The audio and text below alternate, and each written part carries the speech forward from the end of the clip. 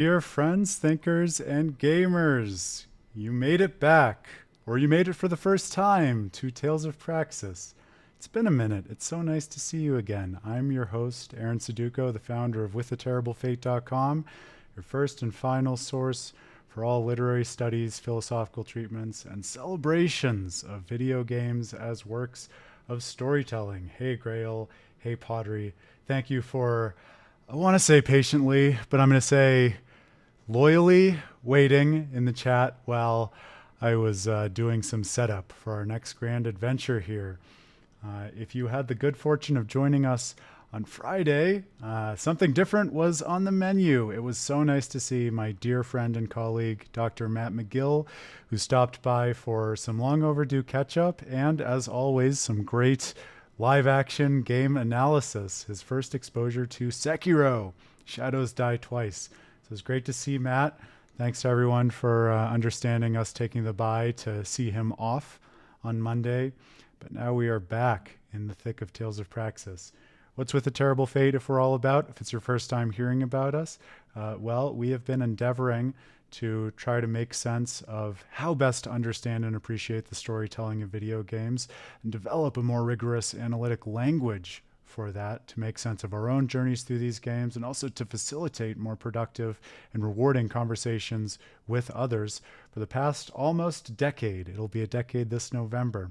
So go to withaterriblefate.com. You can check out our long form written articles, podcasts, which I just gave a little navigational cipher to in the Discord earlier today, to convention lectures, academic conferences, and the like. And indeed, as I just pointed to, one of our most recent additions to the With the Terrible Fate community is a Discord server. I invite you to go and join that, especially this week, because there's so much new content in the ether.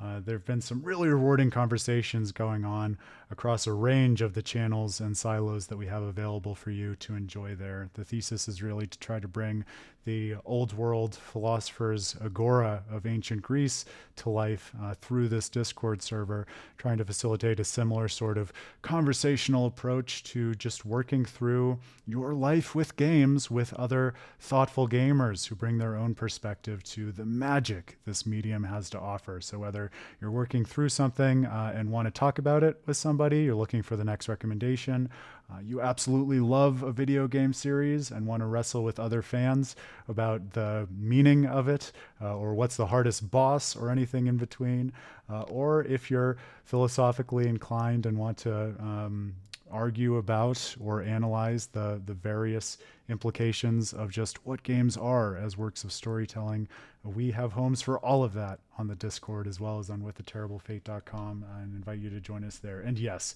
Grail is reminding me I saved the best for last. One of our most recent additions to the Discord server is the Non-Human Gamers channel, which is, I hope, exactly what it sounds like, channel for all of our furry companions, such as this little nerd, Evie, my little real-life Rapide, speaking of Tales of Praxis adventures, and who will be joining us through this next journey, as she has so many times before. And if you see me muting myself to reassure her over this stream and the one on Friday, I'll apologize in advance and bemoan the fact that fireworks are a big thing, which she does not love. We also have another furry friend who's hiding in the shot. See if you can find him before we get to that part of the stream.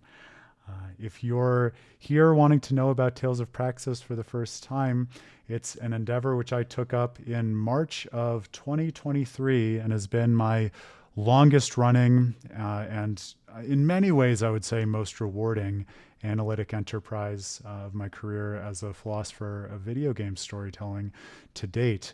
An enterprise focused squarely on Bandai Namco's Tales of JRPGs, and an effort to engage with the series intertextually, to look at all of its entries from 1995 onward, at least those which we have the privilege to look at in the West, and ask the question, what are these games trying to say? What are the core themes with which they're concerned?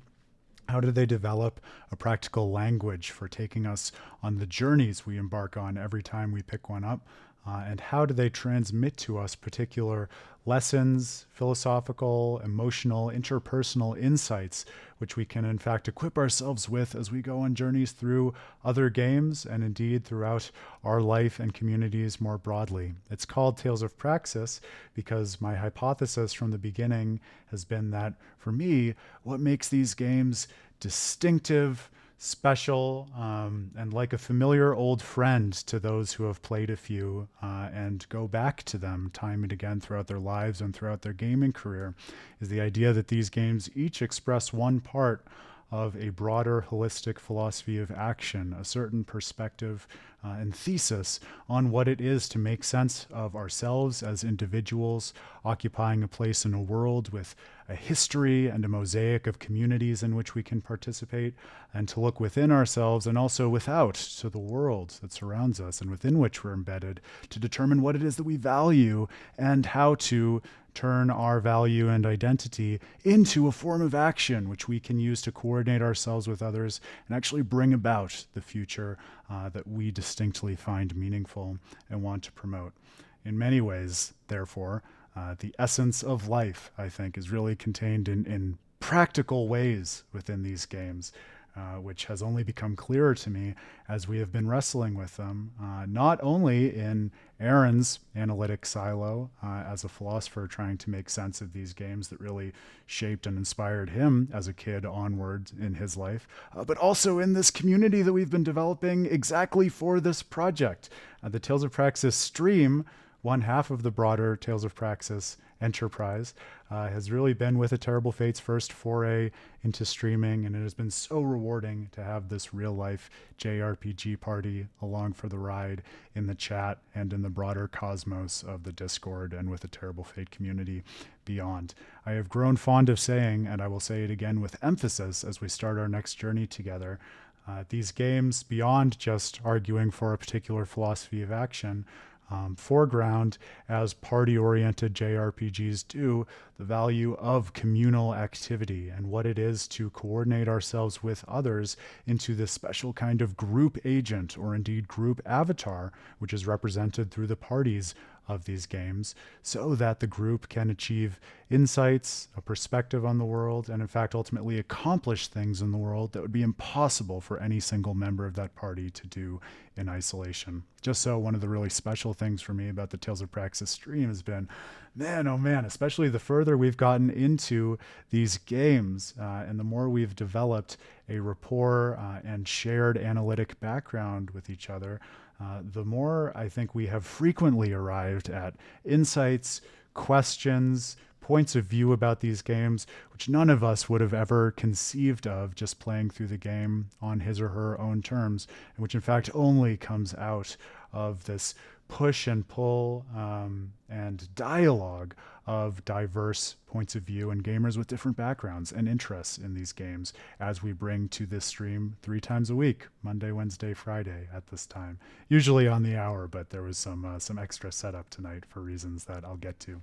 The other half of the series, if you'd like to check out something of a more traditional philosophical flavor in form, I guess, though certainly not in content, is Aaron's long-form written work, treating the themes, the storytelling structure, and more broadly speaking, the philosophies of these Tales games. My goal for that part of the series, as with the stream, is to ultimately work through every game available to us in the West at least once and develop an analysis of it.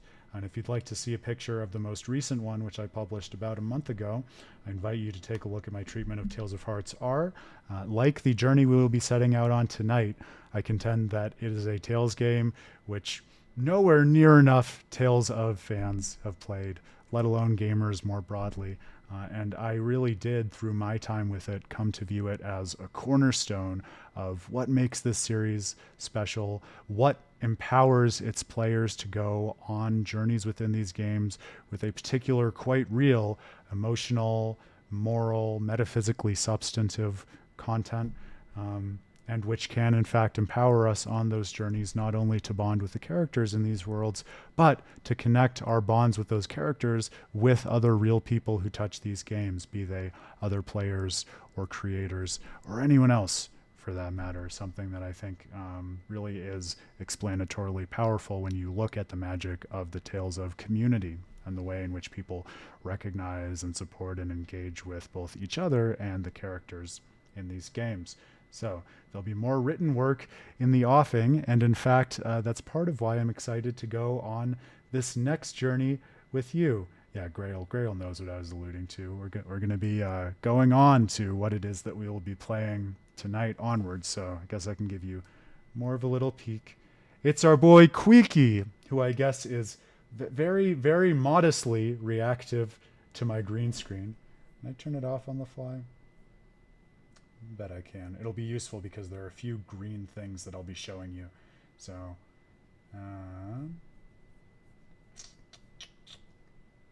oh, I can't find the little window with the filters right away. Is it here? It's here. There we go. No, you know, the last time I tried to turn it off, it was a bear to turn back on. So we're gonna enjoy the mildly translucent Queeky. If you don't know Queeky, that's okay. I'm not going to pull anyone's Tales fan card, but you should, and you will. And if you carry on with us in this live book club study, which we're embarking on now in the stream part of Tales of Praxis, you will get to know Queeky quite well. He won't be along for the ride on all of the adventures, but he's got to be here to inaugurate the journey with us. You will see, and yes, it is. I'm not going to accidentally turn the balloons on, Grail. Thank you. That's where I draw the line. But yes, some people say, you'll find out. Stick around, you'll find out. Some people say Quickie, and that's not just people in the community, that's people in the game. But yes, in terms of, I think, the most accurate native pronunciation that we get, it's Queeky. And we will see. This game is going to give us plenty of opportunities to wrestle with things like native pronunciation and language and fun things like that. What is this game that I'm talking about? Well, I'm talking about our next journey, and one which I'm excited to be working through with you because I also desperately want to study it further and write about it, not only in the context of the Tales series, but because what it wrestles with and how it goes about saying it touches many of the considerations and the power of video game narrative that I've been wrestling with just a lot more broadly in recent times. I'm talking about Tales of Eternia. And put a pin in that, Grail, because I'm going to talk you off of that shortly here.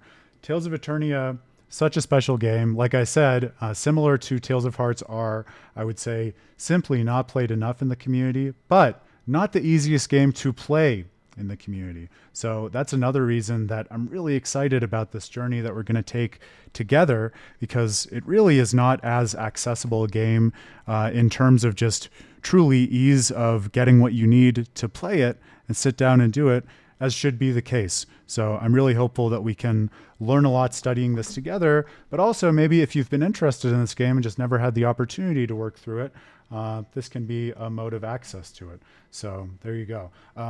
This is a really interesting game, and I wanted to say just a little by way of introduction to give us some background in it, jumping into it, because I think the background is just really interesting from a game history perspective and also from a philosophy of games perspective in terms of what it is that I'll be thinking about and will be thinking about together, and then we can jump into it. I think more broadly, I'll say in that spirit, this is a game that I already played on my own for Tales of Praxis late last year. I want to say November into December. So my approach that I put down in terms of how I wanted to describe the playthrough is semi-guided. I don't know if that's the best way of putting it. I jotted that down before I jumped in the shower prior to the stream.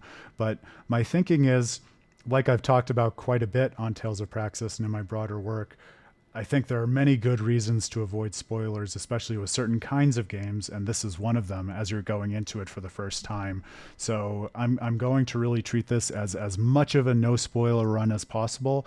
What I might do is some light kind of tour guiding, directing our attention to different things as we go, not in a way that spoils anything, but just maybe pointing things out as worth keeping in your mind as we move on in the story. And then, of course, as things unfold, we'll talk about it and try to make sense of it as we share that experience with each other.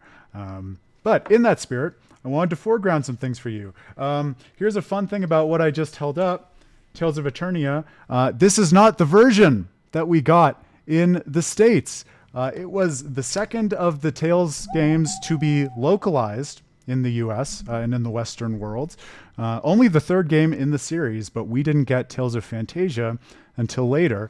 It started out, I have visual aids. Look at this. We're all prepared because you so graciously gave me about 15 extra minutes. So the series started with Tales of Fantasia, not this version. This is what we got in the West, but a version for the Super Famicom way back in 1995, if you can believe it. Almost 30 years ago. Help me. I, along with my favorite games, am quickly getting old. But there you go. I know we have Pottery hanging out who's going to shake his head at me because he's the resident oldie on the stream. Then, after that, we got the second game, which was released in the West and also in Japan. We got Tales of Destiny for the original PlayStation. A great game. Encourage you to go to withaterriblefate.com and check out the Tales of Praxis tab, because both of these early games, in fact, are games that I've already treated as part of the written series, Tales of Fantasia and Tales of Destiny.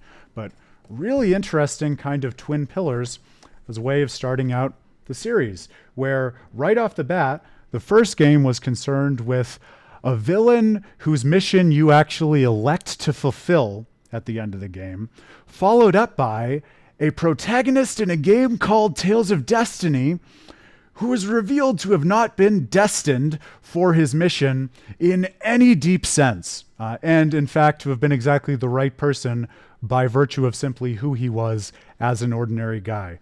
Really provocative ways of starting things off. And then we got this third entry, the entry which in the West, and I'm laughing because you're all going to get to share on this community joke with me if you don't know this history, but it's great. This is the one we actually got. It's Tales of Destiny 2. Why is this?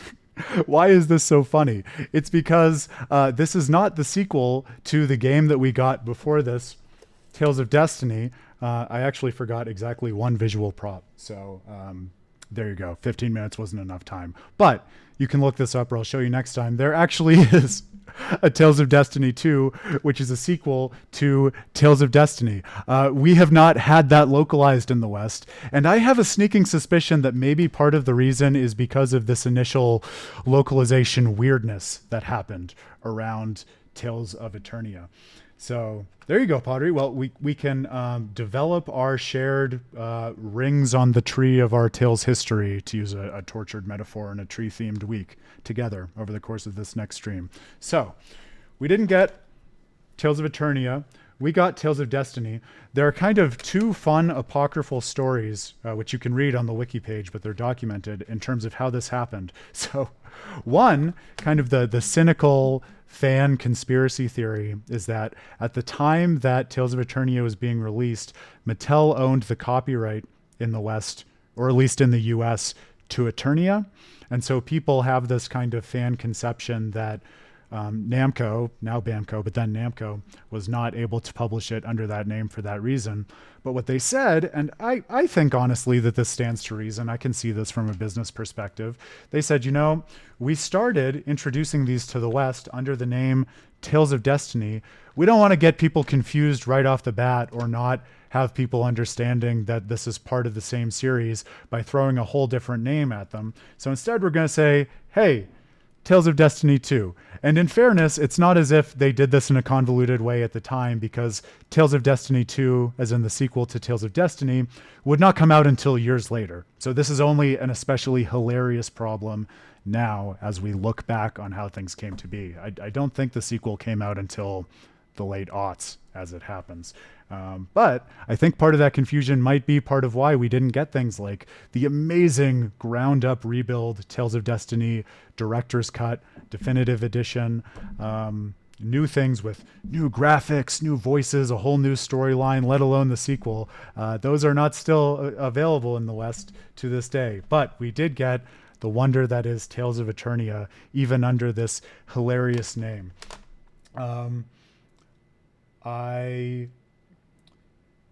Yeah. So to be fair, as I said, it's a hilarious and interesting story, right, Pottery? But it's also something that gets funnier across time because yes, they had not developed the actual sequel to Destiny yet. This is almost a foreshadowing of funny intertextual misconceptions that would happen later.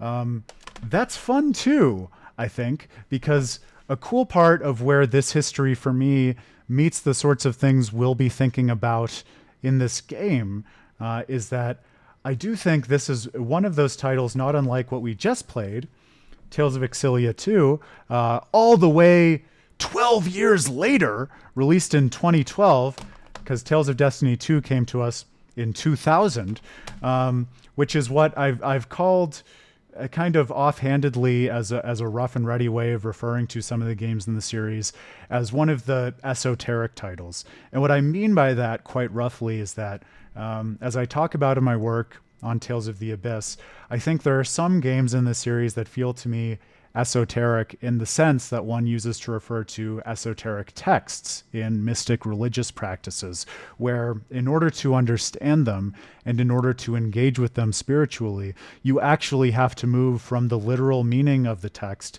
down to different levels of meaning, like metaphor and symbolism, and in fact arrive at these kinds of inner meanings that reach beyond what is literally there and even beyond what is rationally possible to explain in order to grasp these inner spiritual truths. If this sounds familiar, it's because, like I talked about quite a bit in our last journey together in Tales of Xillia 2, I'm very confident after working through this with all of you that this is a game quite directly influenced by Kabbalah, a certain a certain flavor of Jewish mysticism, just like Tales of the Abyss was before it. I also think that Tales of Eternia is a great example, probably the prototypical example of this in the series. And I think you can see flavors of it probably throughout all of the entries. But what I've mentioned before, and I think this is borne out in how I think about it, also Tales of Arise strikes me as esoteric in this sense.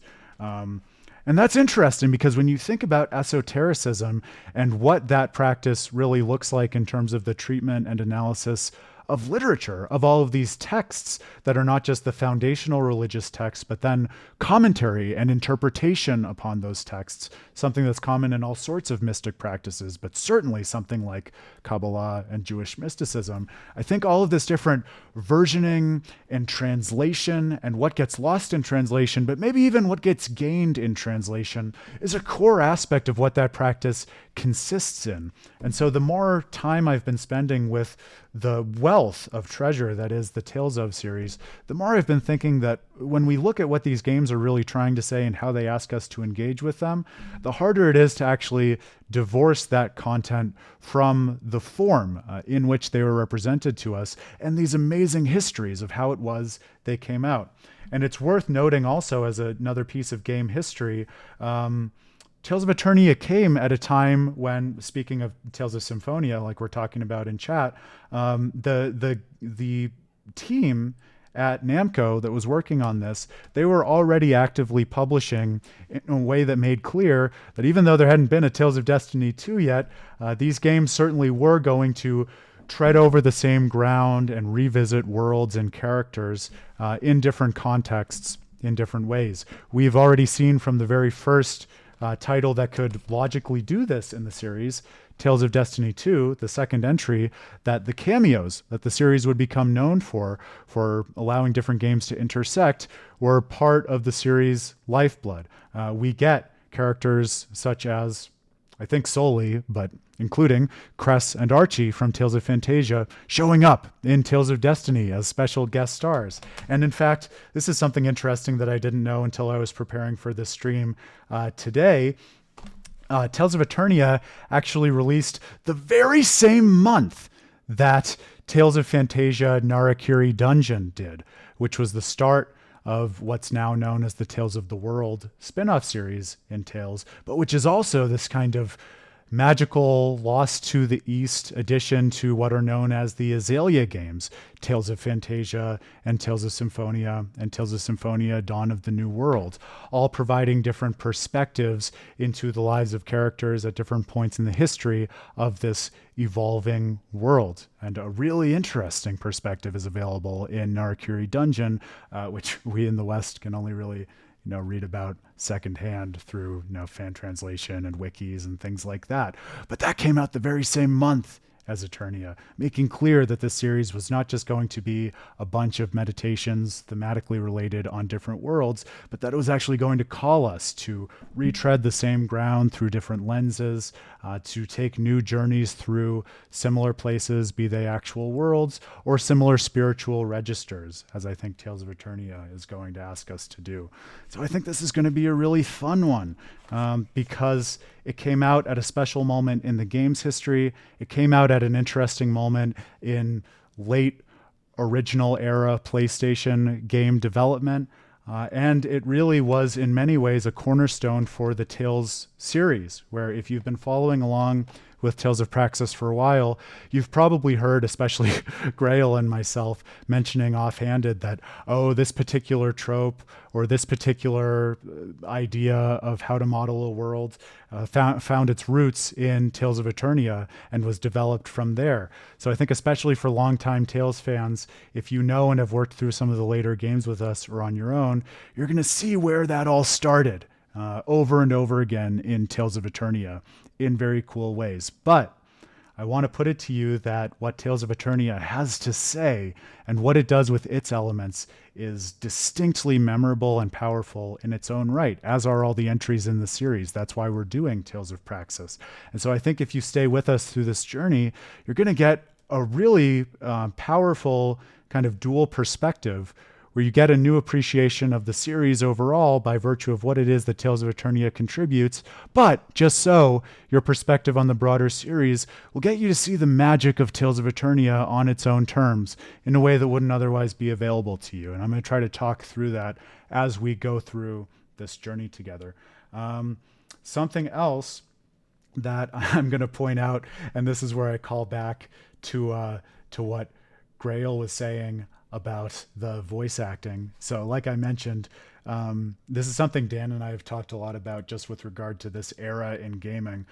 This was, I think, the first very broadly voiced entry in the series. I think that's true. Grail, you might know this better than I, so feel free to jump in if I'm misconstruing this. But I think that even in Japan, Tales of Destiny and Tales of Fantasia were not as voiced as Tales of Eternia was. I might be wrong about that, but certainly it was the first largely voiced version that we got in the West. If you look at Tales of Destiny, we got a little bit of the Japanese voice acting when you got the callouts for attacks in battle, and beyond that, it wasn't voiced at all. And Tales of Fantasia, like I mentioned, wouldn't even be localized until later. But this was at the really interesting moment in late stage first gen PlayStation development, where as Dan describes it, and I think this is a great way to put it, the voice acting didn't really have any sense of direction yet. Voice actors seem to just be hanging out in weird rooms where sometimes audiophiles can hear the echo of bizarre sound setups when they're listening to the playback on games of this era. And the readings of some of these lines will just be very hard to process in terms of the motivations of the character, or even in terms of how one character is speaking relative to another character. So you're going to get a lot of those interesting artifacts in Tales of Eternia. Grail has enjoyed joking about it in the past. I think it's a fun thing to joke about, but I will contend that one of the things I think is really special about this game is that by dint of all those artifacts, as much as anything else, it's a game that is very particularly represented in a way that is meaningful to the story it's trying to tell in the artifact that we got back in 2000. So it might be interesting to ask as we go through this, is this a game that would be worthwhile to remake in modern times? And I say, as someone who loves Tales of Eternia and wants to share that love with all of you, My initial impression is no, it would not be worthwhile to remake this game in this era, because I think that many of those peculiarities of the time in which it was expressed are actually quite important to the content of its thematic universe, the spiritual journey it takes us on. Even something as seemingly simple as weirdly skewed and surreal voice acting, I think touches many of the themes it's concerned with in terms of modes of expression and language and translation, things that I've already been alluding to in this preamble. So I want you to hold that in your mind as we go in, and as we notice all of those weird artifacts of the time, ask, okay, how is that like and unlike other Tales games that we've seen? And also, what is it contributing to this game as such? It's a really interesting developmental moment in the series, because even if you haven't played the games which precede it, I'll tell you, not only are many of the tropes and themes and modes of storytelling that are familiar later first being developed here, but also you'll see it's a pretty interesting turning point in terms of combat, and a turning point that isn't really revisited in the series so far as I know. In the earlier games, you get very, very slow combat, where the entire battlefield will pause whenever a mage casts a spell, for instance, which makes it feel quite interestingly cinematic, given that battle is real time, but which also can, I think to Grail's point about some of the games being not a fun experience to replay, it can feel like a slog for that reason, to replay something like Tales of Fantasia, or indeed Tales of Destiny. Tales of Eternia plays much more, I would say, like an arcade game. Its combat is much more fast-paced, but it's also just arcadey and almost a little bit like a fighter, in a way that I think the combat system starts to move away from as soon as we, in the West at least, get to Tales of Symphonia. I have not played because it hasn't gotten to the West. Tales of Destiny's definitive edition, its remaster for the PlayStation 2, but I think its combat also already skews more towards Tales of Symphonia than this interesting liminal moment we get in Eternia. So that's all to say, pay attention to and hold on to all those uncanny valleys and have fun with them. Try to lean into them. Some of them may be very unapproachable, but we're going to try to approach them all the same. I think that's what I've got. The thing that I'm more broadly concerned with, which I pointed to in the idea of these as esoteric entries in the series, is that I think I've been talking about this a little bit on the Discord. I want to talk about it in my next podcast with Dan. And by the way, I think our last backlogged episode is going to come out tomorrow or the next day, so stay tuned for more audio content.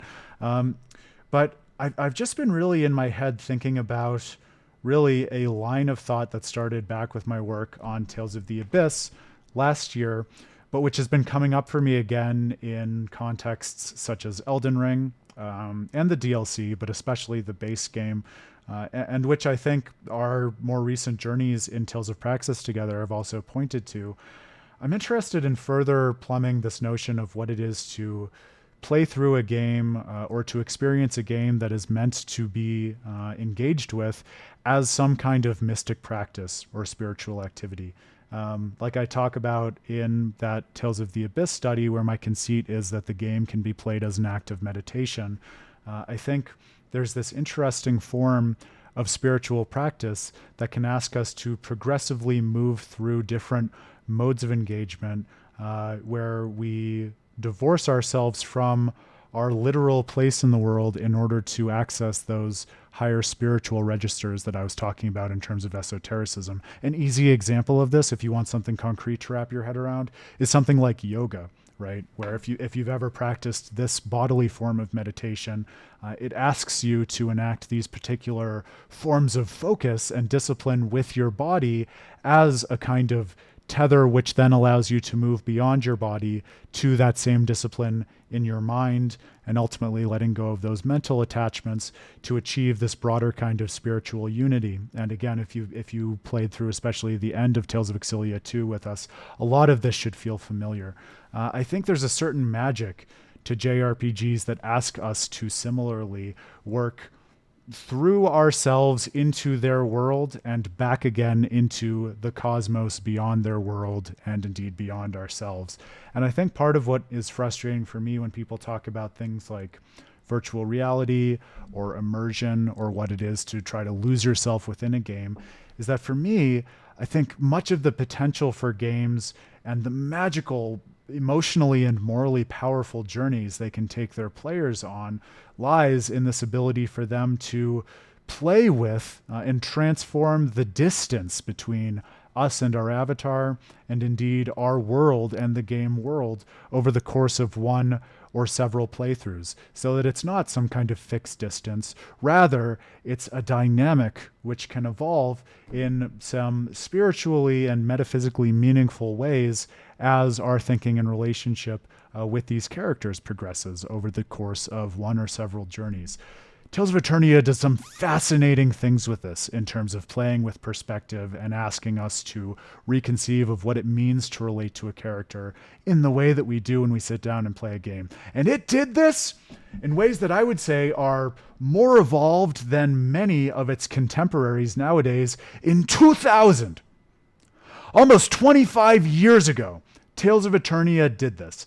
And I think that is the best pitch I can make for it being worth studying on its own terms, and why I'm thinking that what I'll ultimately write about it is comparative, putting it in conversation with some much more recent games.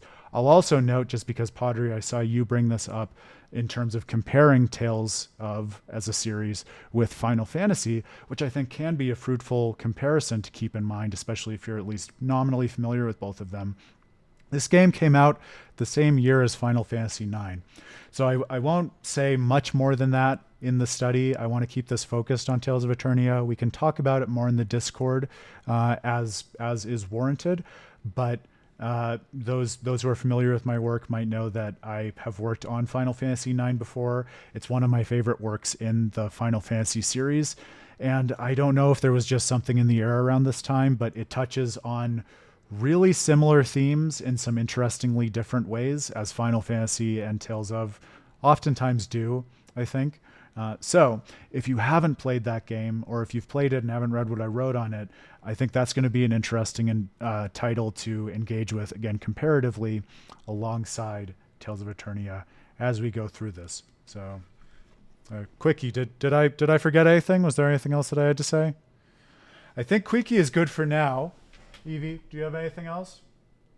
My non-human my companions?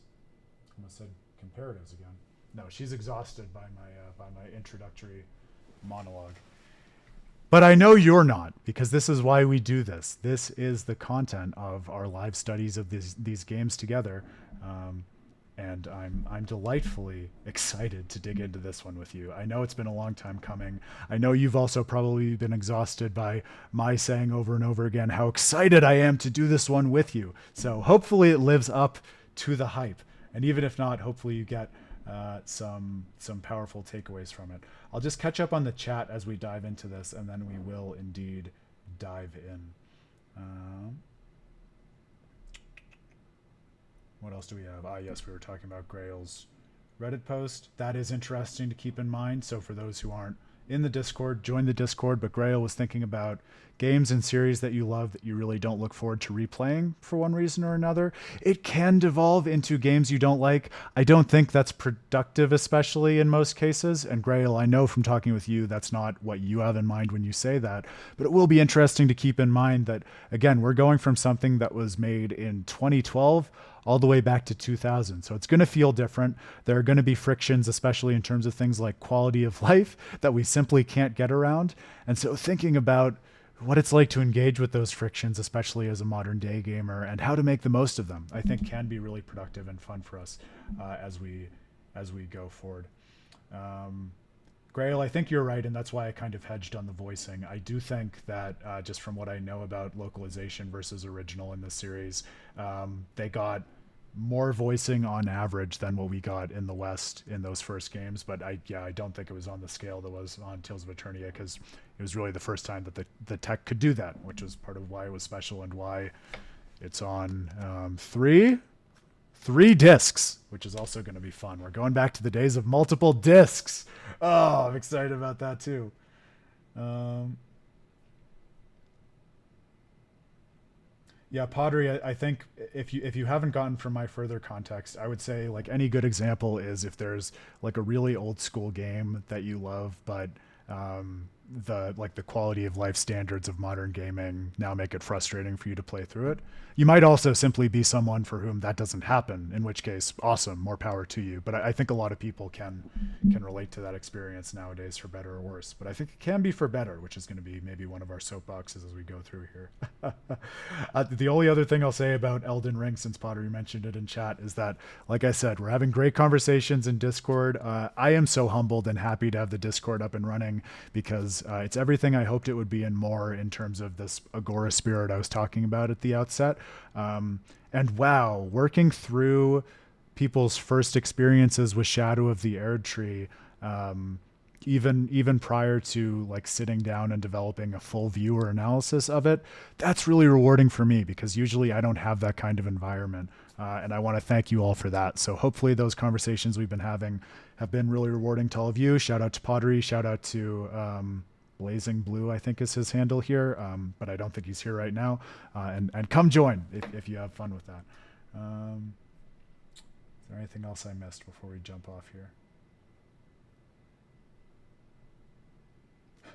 There you go, Pottery. I would say, at least in terms of how I was construing Grail, your Super Mario Sunshine example is a great one. And I think that's probably part of why I've stayed away from Super Mario Sunshine, despite remembering really loving that game as a kid. It's a bit of a dummer.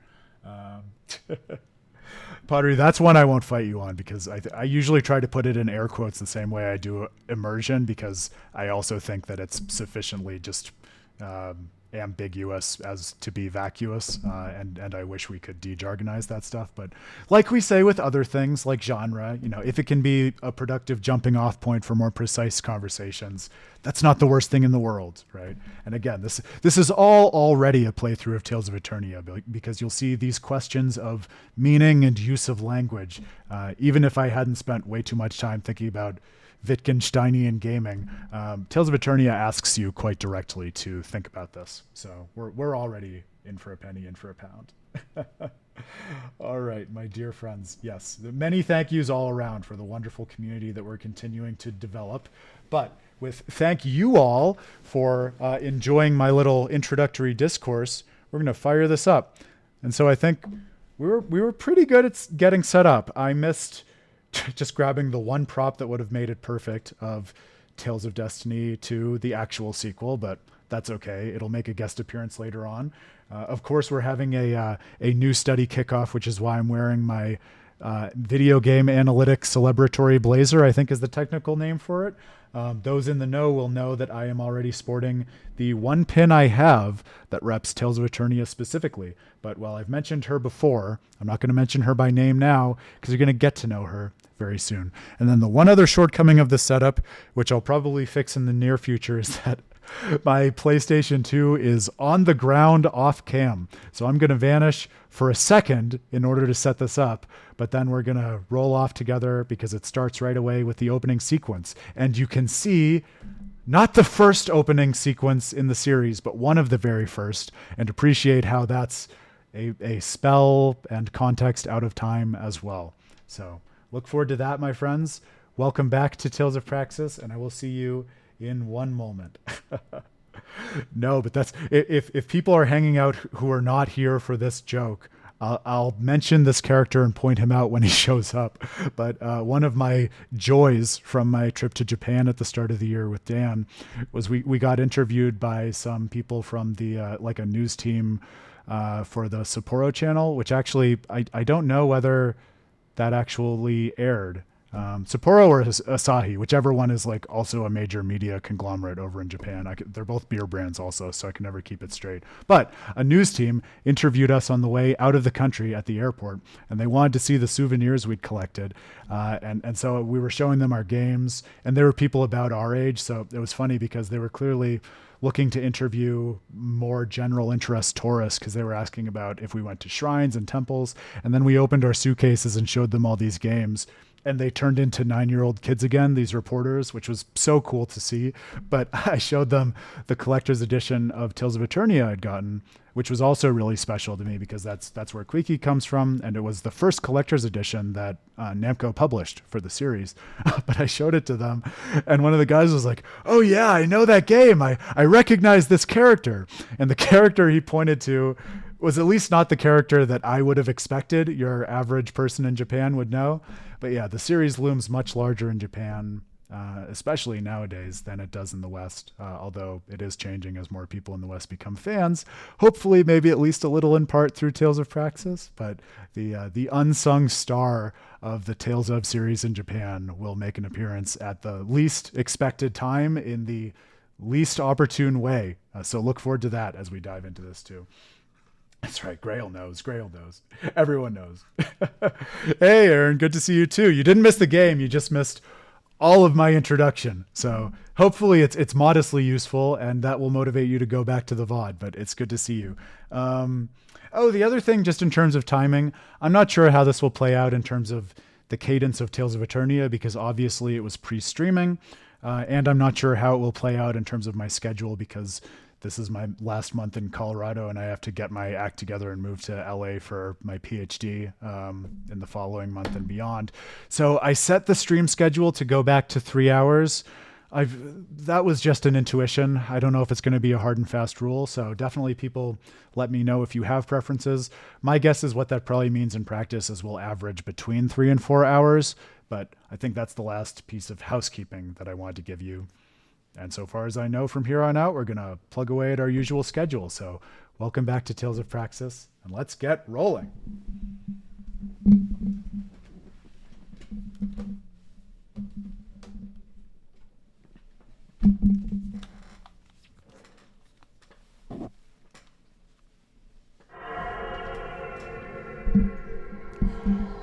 Don't you miss the olden days?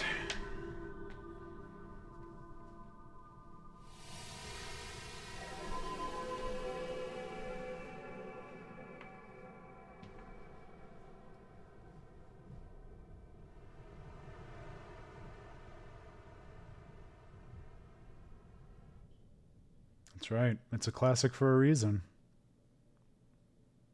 And also the unkillable brick. I think my PS2 is probably the only thing in my apartment that would survive a nuclear bomb.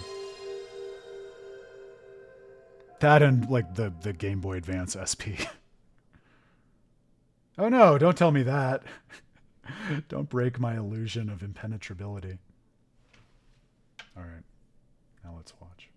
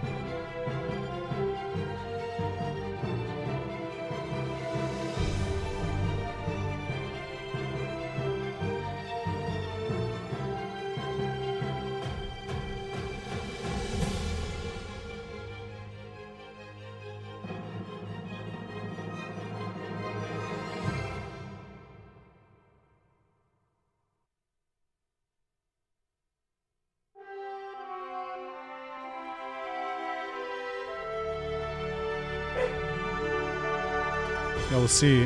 This was not the start of Eifried. Eifried shows up earlier in the series from day one, but I think in terms of telling a real story around Eifried, this is the beginning.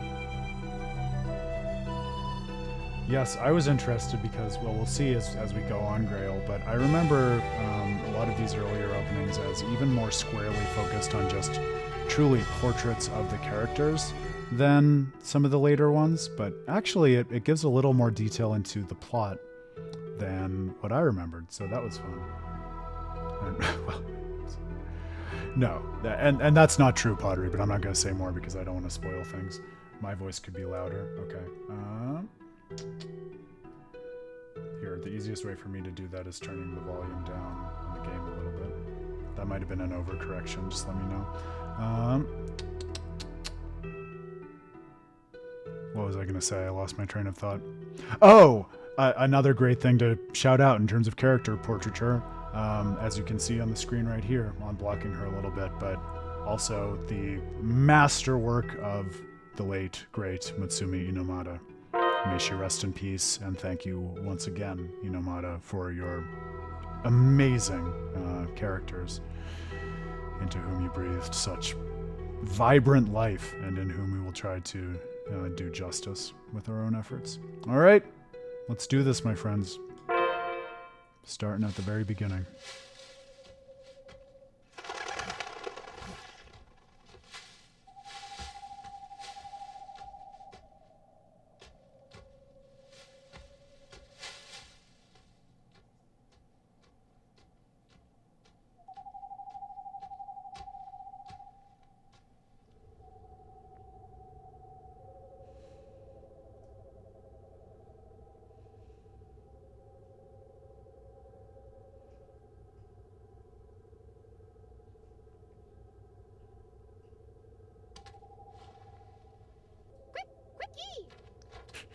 My boy.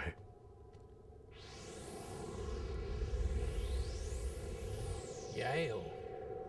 Idin opon idirroya. O wow rutu mueti. Yael puewa kundo. Aidin. Yael dinidoya. O I too. Po I wakundo. I mutu. Din I duya. Puruni sun. Waidin furu. O baururu poti. O tu sweti. Umundu de suti imudu. Tianku yayo. Aiti aisu tiutun tigwe. Those of you who played the Xillia games with us might find that dialect a little more familiar than you might otherwise expect. Ban. Idin umugo di inunti di oburo. Puru isun sunifu.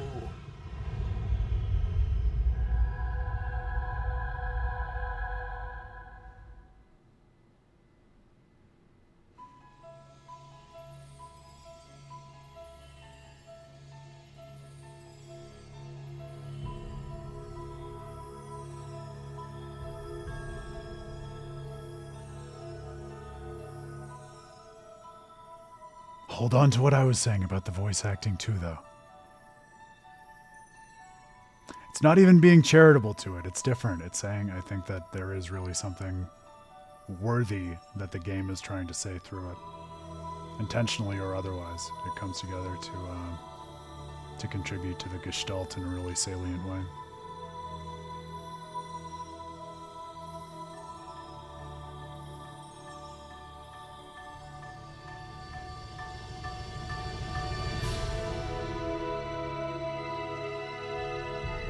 I'm gonna ban you if you don't give it a chance, man.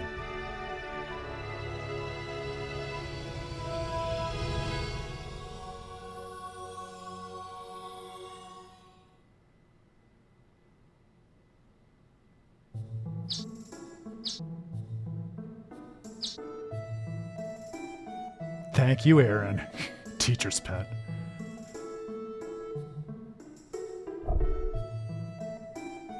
It's him. Hmm? No, not Keel. Other him.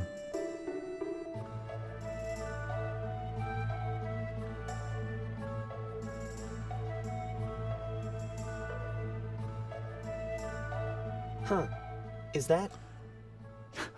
Okay, Aaron, at least you're not ashamed. Yes, I love it too. And isn't it cool to dive so deeply into the past after a 2012 game? It's like we're diving into a memory in one of these games. Let's enjoy the magic. Read! Farah? And now that she's been revealed, this is Farah hanging out on my pen. Farah Orsted. Hey, long time no see. How's it going? Did your hunt go well? I just took what I need for today. Nothing hard about that. Wow, I have to admit it. You sure are handy with your sword. Farah, it sure is a surprise to see you here. Yeah, lately I've been busy in the fields. Reed, do you still come here every day? Yeah, You've liked this place ever since we were small. so what's up today? Playing hooky? Of course not. There's something different about the sky, so I came to take a look. The sky? Don't the colors look different? Do they? Can't say I've noticed. It's definitely weird. I think something's going to happen. I do also love, I hope this is coming through on the stream because maybe it's something special about this era of game too, but the way the sky is illustrated and all the different hues, there really is a special depth to it you might not be expecting. So keep your eye on those sorts of illustration as we move forward here. Yeah? Like what? I don't know. Maybe something's about to come falling from Celestia. Don't sound so thrilled. Anything coming from there is bound to be bad news. How would you know? There hasn't been contact between our worlds for 2,000 years. So notice also, speaking of things that are introduced, they tell you right away that there are two worlds. We've been playing for what, 10 minutes? Right away, even if you didn't get it from the subtext of the introductory sequence with our unnamed otherworldly traveler, it is very clear. That's not to say there aren't going to be a lot of further revelations, but that is already a huge flag in the ground and distinction from the games that came before, which didn't really in the same way have two worlds. And even the games after, many of which, probably most of which, although I'd have to look and count, only reveal the presence of more than one world far, far later in their stories, in subsequent arcs. Anyway, life is meant to be simple. When things stay the way they are, that's true happiness. This is a great happenstance on the stream. So this is the distinction that I'm drawing. The garbage that you just got in the chat, that is actual vacuous robotic speech. What is being represented in this game is a particular style of dialogue, which might feel quite unnatural to our ear, but I want to say the game is saying something quite interesting and pointed with that mode of representation and how it is that we relate to it, even with how unnatural it is that we hear it. Whereas what was expressed in the chat by that useless bot has no content nor implication in terms of how it is that we ought to value it or derive a further insight from it. So thank you, bot, for making my point. Here we go again. Reed's philosophy. You never change. So, and also because I don't want to be memeing over something that's really important. Hold on to this. Reed's philosophy, which Farah just pointed out, was if things could never change, that would be true happiness. Hold on to that. Oh yeah? Well, maybe I'm just that way because of all the trouble that a certain somebody caused. Farah? I'm also just going to point out for the record, Padre, that is the case in Tales of Destiny also. So it's not to say you're wrong. That's to say maybe you're on the right track. Hey, over there. What's that? Uh-oh.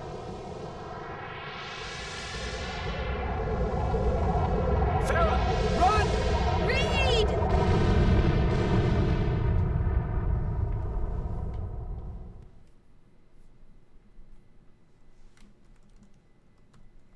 Phew. Farah, you okay? Yeah, I'm okay. But something came down, didn't it? I'm gonna have a look. Hey, Farah, wait, it's too dangerous.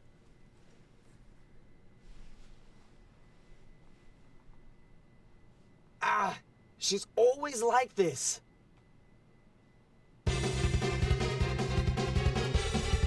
Here we are. I'll notice while we're working through the beginning of this, something that I hadn't really processed about that opening the first time through. Just take a look and watch the first fight. This is also going to take some time for me to get back into, obviously, so you'll bear with me. Did we get him? Game's loud. 13.9. I decreased it a little bit. Tell me if that's too much. These field soundtracks are definitely louder. I'll just before we get into the next battle. So something that I hadn't really processed before about that, like the opening sequence, like the cinematic before the story even started. If you go back and look, now that you've seen the start of the story, it looks like actually what you're seeing in part is the lives that Reed and Farah are living in their village before the events of the game kick off. Like, you saw Farah talking with Reed in the observation tower saying, yeah, I was taking a break, I've been out in the fields a lot lately. And you actually see her tending to the fields in that opening sequence. And that's kind of cool. To my knowledge, off the top of my head, that's not something that we see in a lot of the other opening sequences. But it's a fun use of them to give us windows into how the characters were before the plot changed the course of their lives. That was it. Is it still too loud? Oh no. Hang on. Alright, I turned it down more. Is that better? I don't want to overcorrect so then you can't hear the game at all. Here, we'll sit with it and figure it out before I go on. Okay. How about that? Was that an overcorrection or is that good? Could vibe to this track all day.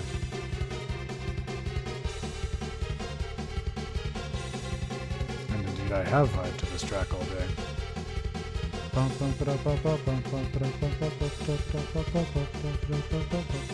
Evie probably thinks I'm losing my mind over here. But she's used to it.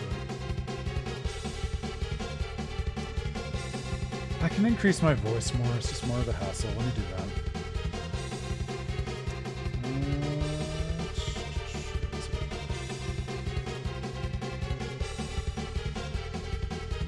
That's not what I want.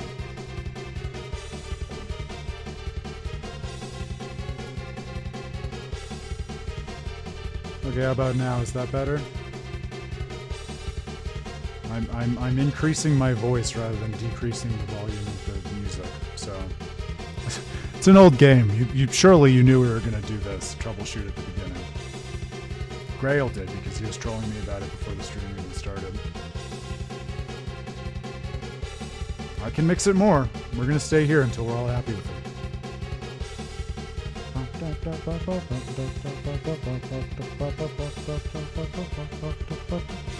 I don't think it's the kind of thing where you can change the balance in this one, but let me check. It might be. Oh yeah. This might help.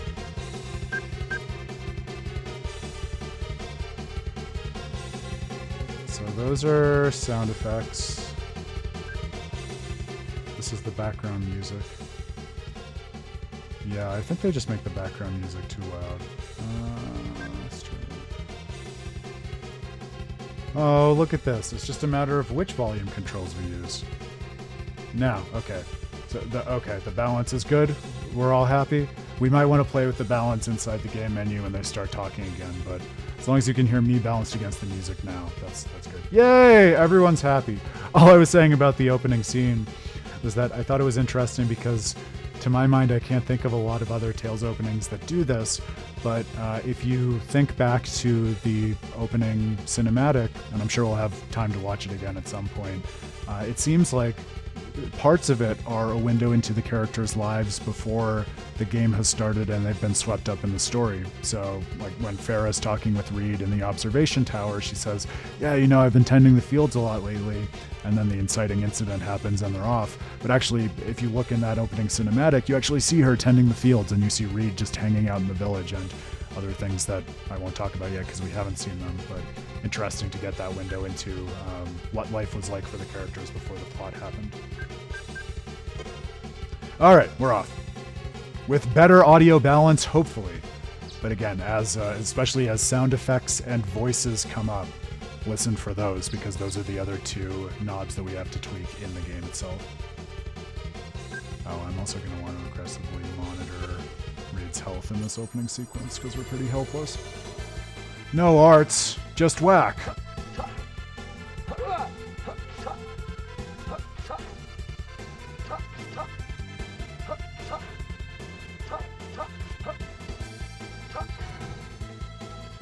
It's over. You're not going to get arguments from me there, Pottery.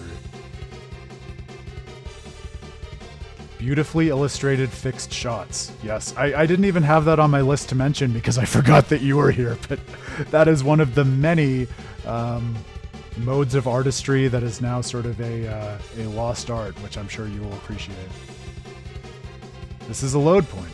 When you save inside a dungeon and then load a game, your game will restart from this load point. So save points work a little differently, and I would say more obtusely here than even in the games that came before it. That's also a very just like distinctly Eternian thing unto itself. So you'll see there are different kinds. There are some ways to just save your game simpliciter, and there are some just progress markers in terms of where you will get bumped back to in dungeons, but only if you save and reload, not if you die. Then you're still bumped back to a previous save.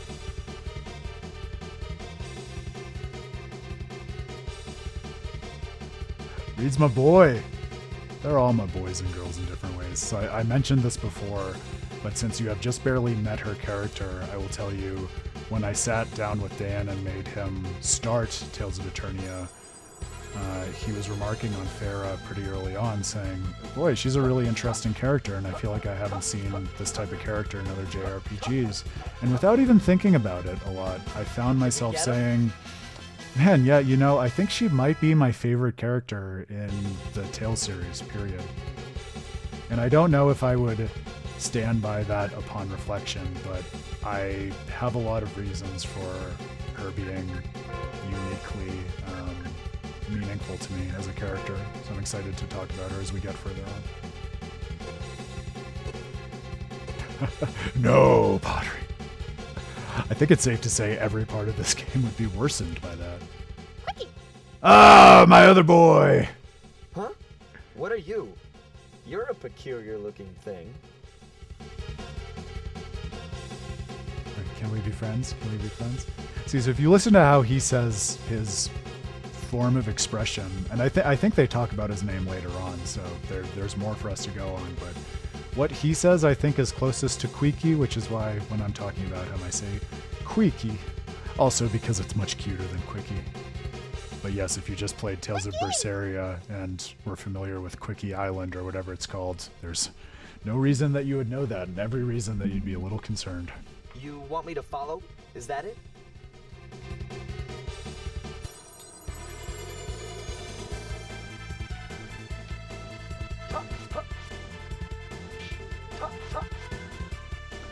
Also, people who had every reason to believe I didn't know where the block button was in the last however many games we played will see me using it a lot in this game, because as an older game, it calls for you to be much more overtly strategic just to get through it at all.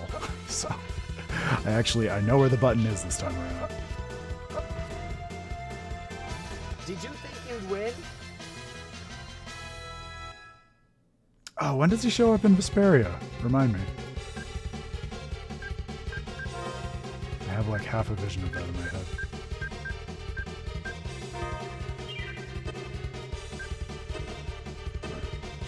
Oh, I still have the audio window open in OBS. Oh, that's so fun. I don't actually know that I knew that. And by the time we are done with this, you will fully appreciate, if you don't know the context, Pottery, why that is perfect and why I love that so much. There's a very clear-cut reason for it. Farah! Reed, over here.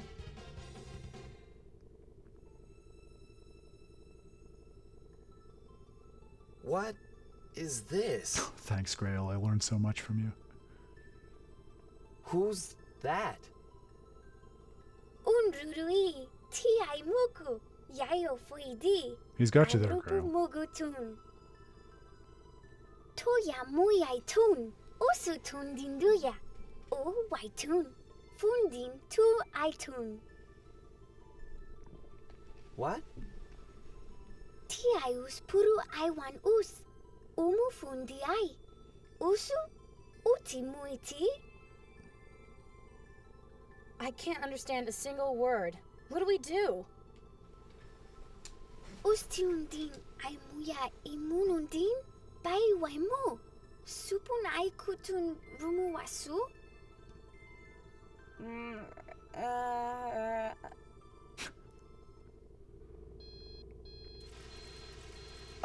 Anyway, it's dangerous here. Let's get her out of here. Why? Because!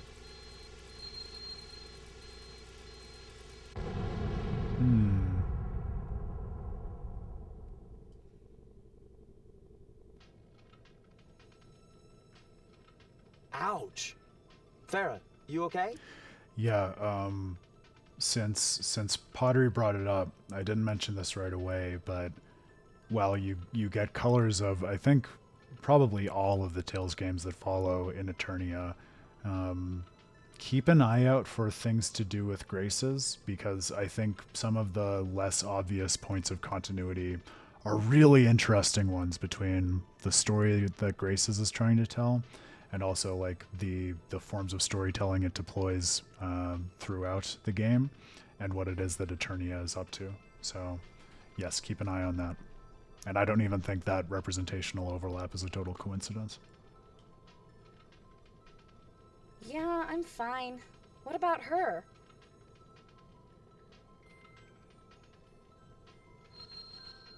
What is this? This rainbow light? I'm glad that you're saying that, Pottery, because I do think it's a very watchable and aesthetically pleasing game. I found myself commenting on that a lot when I was playing it for the first time, so hopefully, old as it is, again, it's something that can be really stylistically interesting and that we're leaning into, as opposed to just having a hard time wrapping our brains around as modern gamers. Fibral. Quickie. I love you, Ow, Queeky. ow! Bawaiti usu tia usu. Purun aisun unruputun. I got it. Can you let go of me now? You do not got it, Reed. We don't know who she is, but one thing's for sure. And what would that be? She likes you. Don't be stupid. That's silly. She wants help. From both of us. Dui yayo kumuiba. Tiun boundin ai puiti suofu. Tiun gudin ai tindi. Wadi ai yatun dusu.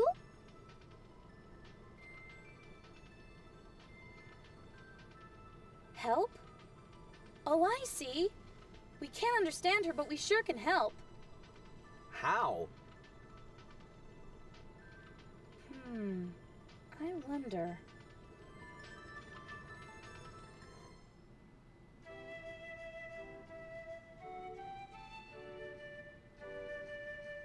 Just beautiful, isn't it? I love these area introduction shots And that so they that's do. what happened. We wanted to ask for your advice. We'll search the site of the explosion immediately. It might still be dangerous. Right. And, what about her? She must be cast out. It might seem cruel, but it is my duty to protect this village. That's no excuse. You're saying we just turn our backs on a girl in trouble? Farah, Look at the color of her skin. Strange clothes. Unintelligible speech. She could be the seed of disaster. Discrimination. huh? What's wrong? No, Tales of Symphonia didn't invent discrimination, nor did it invent it in the Tales of series.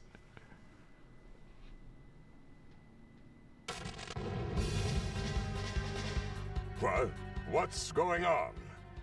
I don't so. Well, it seems like they can communicate at least.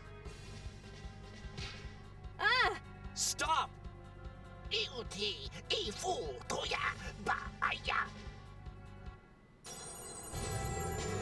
It's on!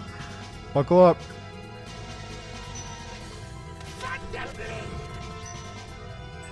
Oh my god, oh my god. I forgot how ridiculous this is. I didn't forget, but I was hoping you could just charge through.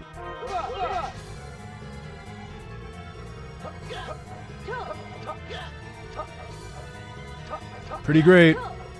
Pretty great. I had this thought. There we go. That wasn't as awful as I feared it might be.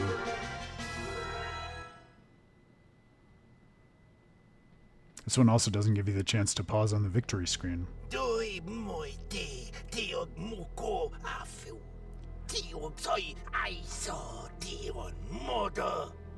Oh, just wait, Pottery. Just wait. No, this is still a good time to bring this up. I had this thought back when Queeky was directing Reed to the mysterious girl on the crash site. It's interesting. These are the kinds of things I think it will reward you to pay attention to as we're playing through this game. Even though you might think that Queeky is, let's say, pejoratively less developed than the mysterious girl, being some sort of lesser form of life, because he isn't able to communicate using language at all, like he just emits this sound. It seems like with the way he guides Reed and just uses gesture and his body, he actually has an easier time communicating with Reed than this mysterious girl who has language and can express herself symbolically, but her language has no overlap with what Reed and Farah are able to speak. So I think that's interesting, keeping track of what it takes for us to track someone through their actions versus through their speech and other forms of expression, and not unrelated to the voice acting question either. What was that? Yeah, it's a great theme, Grail. I love this theme too. Or the boss theme you were talking about. Are you okay? This is it's supposed to be a full language, Pottery, as we'll see without giving anything away. In terms of what it literally is, it's a cipher. And there are some good resources online in the Tales community for looking it up if you're more interested in it. People have cracked it, and have done all the cool internet things that people do with it. Bondi yau pai didi undu? Uai tu, ai rute guati. Ti ai mukusu, fui di, su ai numo go tu. Yeah, don't be silly, Aaron. I'm sure we will never see that mysterious stranger who burst through the wall like the Kool-Aid Man ever again. That man, was he after her? It didn't look like a father greeting his lost child, that's for sure. Ah, Elder. Are you all right?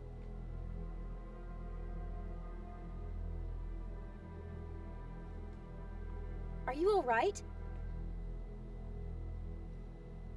You two? Again? Aaron, it's almost like you've played JRPGs before. But just wait. Are you two bringing You haven't played this disaster one. upon us? Just like before. You're wrong. Elder, this has nothing to do with back then. Cast the girl out. Banish her. I understand. We'll do as you order. I don't disagree there, Pottery. And actually, all right, to be more generous in terms of the question of would it be worthwhile for this game to be remade, Maybe something like that in terms of developing the form of expression even more robustly. Although I don't know. I think the more we think about how representation works in this game, I feel like we might worm our way back to thinking that a cipher is the right way to do it. But it's worth keeping an eye on either way. As we see more of what that other language is, it's worth asking the question, like, would it be valuable for it to be developed as a full language, or does it make more sense as a cipher? However, I'm going with her as well. Do as you wish. Goodbye. Hey, hey!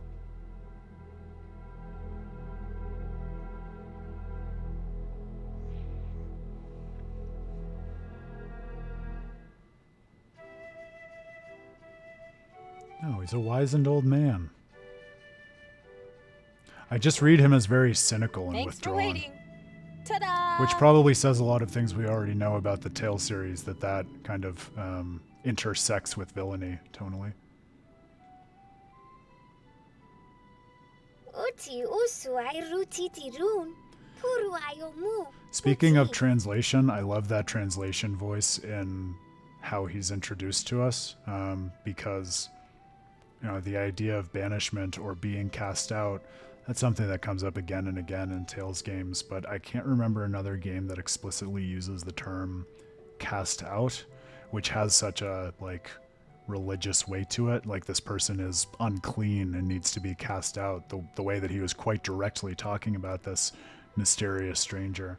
And so the idea that right away we understand Reed and Farah have this kind of guilt and burden from their past in the village, but also that's not why they're leaving. They're leaving because Farah is speaking up for this stranger who is being cast out.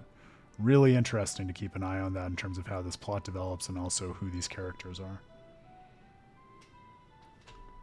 I don't want to tell you that right now, Pottery, which probably gives you your answer, but it's also something we talked about at the end of Tales of Xillia too, because of overlap in its grade shop, so it's not a big secret. But there's She's a wearing lot of my old interesting meaning clothes. behind that here. What do you think? Now when we leave the village, we won't attract attention. Doin su uti futi. Do you really plan to leave the village? Yeah, I've decided. First I need to find someone who can understand her. Yeah, he was the super boss, Aaron, and you missed it. We finally got to eat his mutton, and then we defeated him. This is what happens when you don't show up. I'm messing with you, of course. There was no resolution. Any ideas? Got one.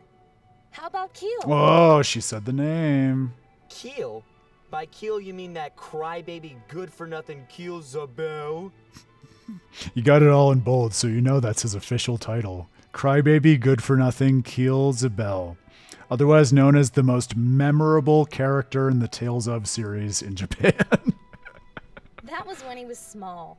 He's become a student at Minchi University. Aren't the students there well respected? He might be able to understand her. But it's Keel we're talking about. I wonder... No problem. It's decided. Our destination is the town of Academia Minch.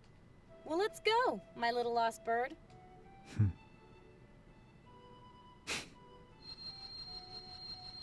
Umundu tia su pundi sui mu. Well, we need to leave now. We leave this village, but he stays here. Understand? Firial, firial. Ow, ow, ow! My name isn't Febriel. What now?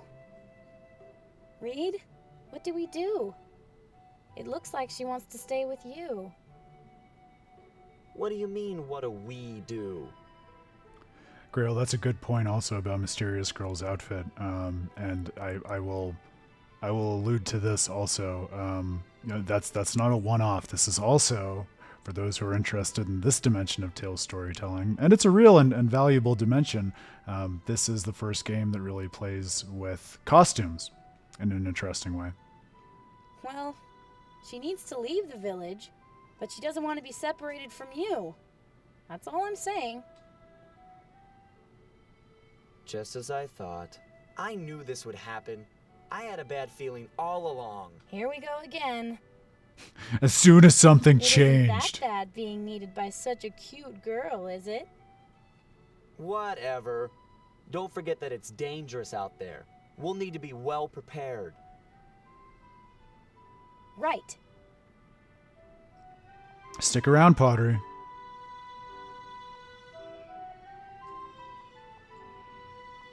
I'm sufficiently down the rabbit hole in this one. I don't even think it's a Mr. Optimism thing. I think it's just a think about what this game is trying to show you and say kind of thing. I will say, speaking of not Mr. Optimism, but Miss Optimism, starting on the Farah train, that sentiment of hers, I need to find someone who can understand this girl, really points to the heart of Farah's character in a powerful way. I think that she takes it upon herself as an obligation to do that for this girl whose name she doesn't even know. Farah's great.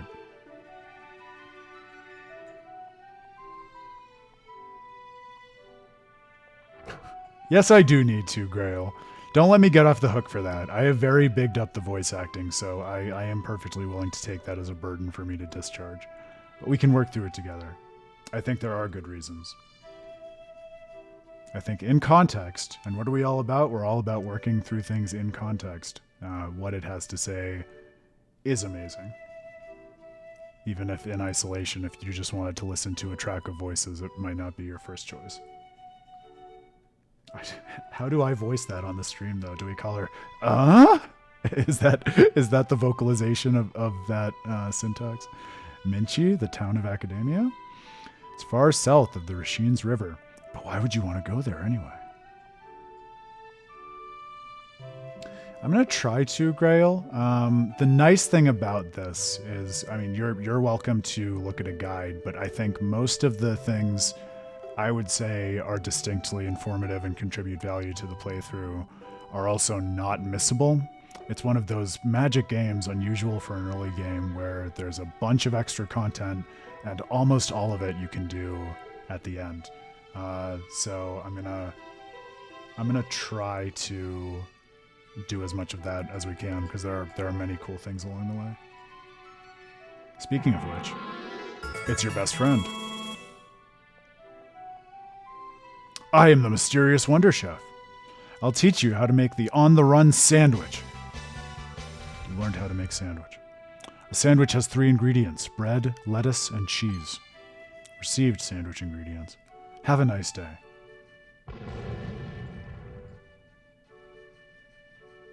Yes, it is 3 discs if you missed that, Aaron, and it is worth every disc. Oh, it's been a long time since I've seen you two together. Now, if only Keel were here, you could be a trio again. Childhood friends who are now separated. What does that smell like to you, longtime Praxis heads?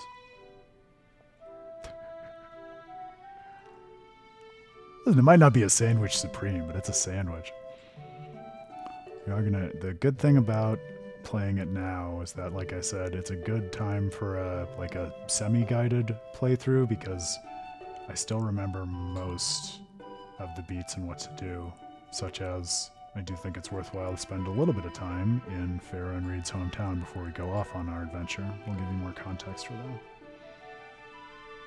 Just what is going on?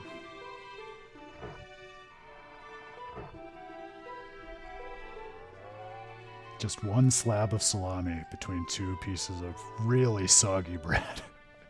Why are they soggy? Don't ask that. You don't want to know the answer. I'm going out for a bit. Take care now. You get along well with Orlocks, don't you? Yeah, I just love their milk. So keep in mind, This is easy to frame as a funny, silly, optional throwaway scene.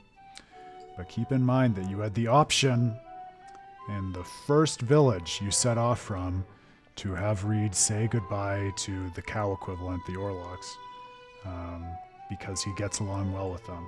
That is not insignificant. Come on, Pottery. He used to be a piece of shit. People can change. Reed doesn't. I'm worried that Reed doesn't think people can change. There we go. We got there. It was right in our face.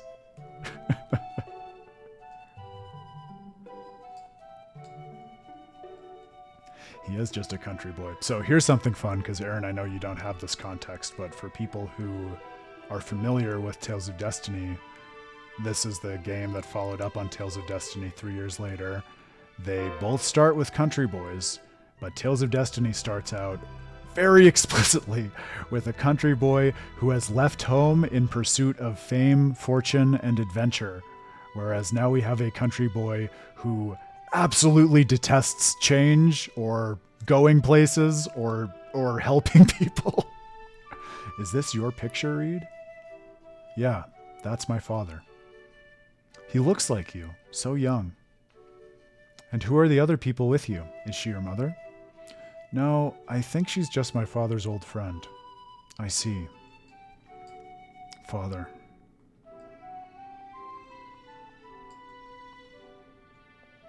Holding on to what we do and don't hear about family relations in Tales of Eternia.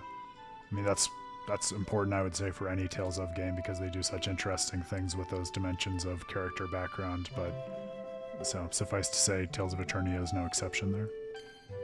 Found an apple gel, baby. Ah, that's where I hit it.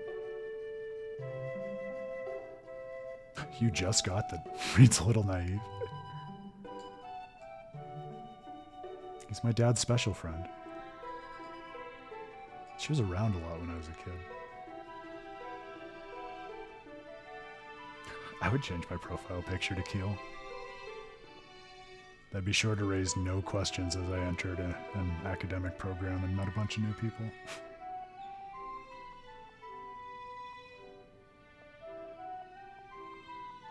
Let's not go into the forest. If the village elder finds out, there's no telling what he'll do to us.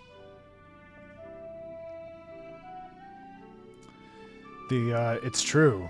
It's true, Grail. Well, and I'll show you. You'll see soon. It's very sad. So, yeah, I think this was the first game that had skits, because I don't think the Japanese version of Destiny did.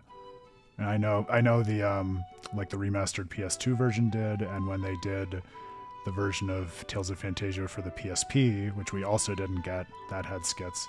But I think this was the first version that did.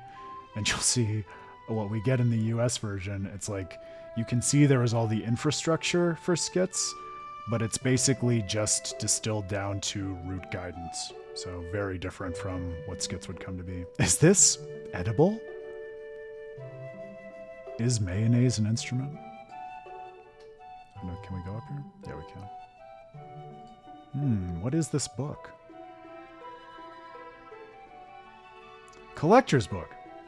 If you read this book, you can find out how many items you have of all the possible collectible items.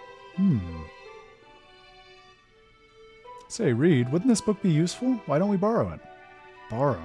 Without permission? Well, even if we ask, he's not going to lend it to us.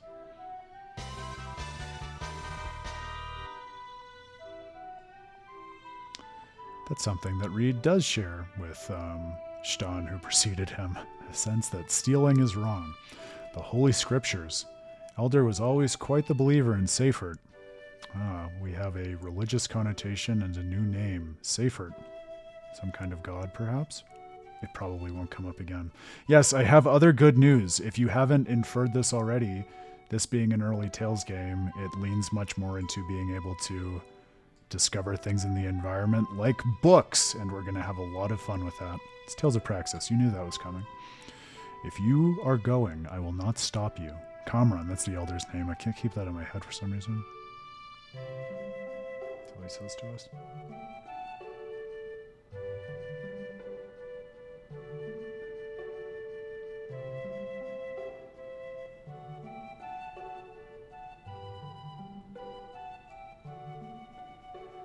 Yeah, there's definitely, I mean, asking the question in a new Tales game, what does this character have in common, and how does this character differ from characters in other in other games, especially the main character with respect to main characters in nearby games. I think that's always fruitful, and Reed is no exception in that regard.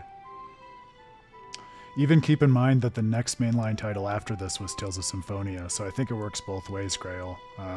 Asking how is Reed alike and different from Lloyd, and how is he alike and different from Stone? This is the faraway village, Rasheen's. You will return here one day. How's that for an introduction at the beginning of the game, huh? I don't know the answer to Reed's canonical age, Pottery. I saw you ask that. Grail, do you know, or do you want to see what Xillia says? I don't know that we ever get an answer to that explicitly in the game. We can kind of infer it based on some stuff later. I kind of have like mid-teens in my head, but that's just from context in the game. Don't you get bored of fighting with the same weapons? Do you want to exchange your hand axe for another weapon? Which weapon would you like? I think I'm going to go with... I'm happy with the axe for now. So you'll see more about this in short order, but one of the really cool things about Eternia, which is kind of like what you see in Tales of Symphonia, but I think this is more interesting to me, is characters have different types of combat they can develop based on which attacks they use in battle. So Reed, for example, I can just open this up and show you. I think it's on this menu. No, that's not it.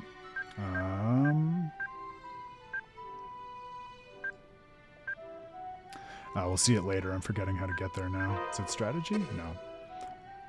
Equip? It might be equip. No. Oh, no, it's status. I think it's status. Oh, that's funny. No, I wouldn't have thought that he was 18 and the Pharaoh was 17. That's one of those things I might challenge if you're getting that from Xillia. Or status. Here. So you'll see, Reed, for instance, he has a slash and a thrust level, and so based on the attacks that you use in battle, even including the kinds of normal attacks, to a point that you were making long ago, Pottery, when we were talking about how normal attacks can diverge from one another, it can actually develop the levels of these two different capacities for combat, which actually unlock different arts and stuff. I don't remember whether all the characters are like that, but Reed and Pharaoh are. So when you saw Kick going up, she has the ability to punch and kick. I do think, to be fair, he is, as you will see, he's the portrait of the most sheltered country boy. Because, keep this in mind, not only is he from this place that's the faraway village, but bear in mind what we just learned about his philosophy. He doesn't like things to change. He's probably not interested in learning a lot, asking new questions. So I think that's plausible. I am the mysterious Wonder Chef. Not if he doesn't hunt birds. Or maybe he just hadn't seen a stuffed bird before, right? So the only ones that he'd seen were edible. I'll teach you how to make my original omelet. I learned how to make an omelet. Omelet has 3 ingredients: rice, eggs, and onions. Have a nice day.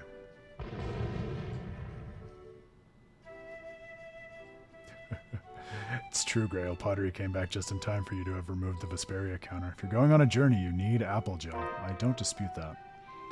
We do have some. I don't want to burn all of my money too quickly, but I wouldn't mind some better armor. Leather helm for Reed, that seems great. And I wouldn't mind a life bottle. Is that better for Reed? Yeah, I think that's just strictly better. That wasn't something that was available for trade. Good. Alright.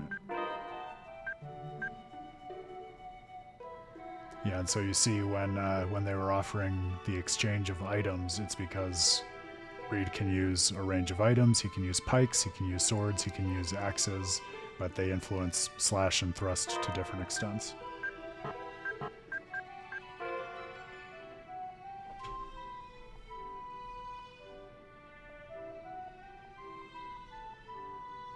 Yeah, we do have a lot of voidiness in him so far, Pottery, as you said.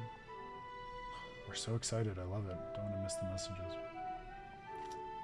You're right, Pottery. I had missed that happens in Vesperia too. I would bet you're right. I'll bet it is a callback to Eternia. There you go.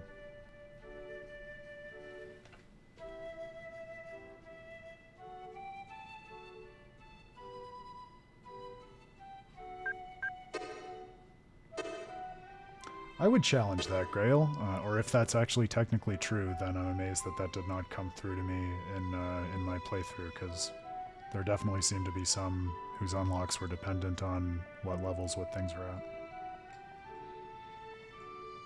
at. But if you mean you ought to level up both to get everything or to make development work, I mean, I certainly did end up doing both. It's not one where like you can optimize by leaning into one or the other and totally ignoring the other, which is probably what you meant.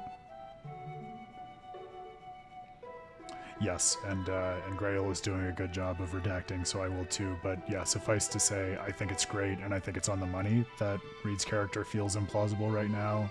The more we come to understand him, the more we will see there are maybe some good reasons for that.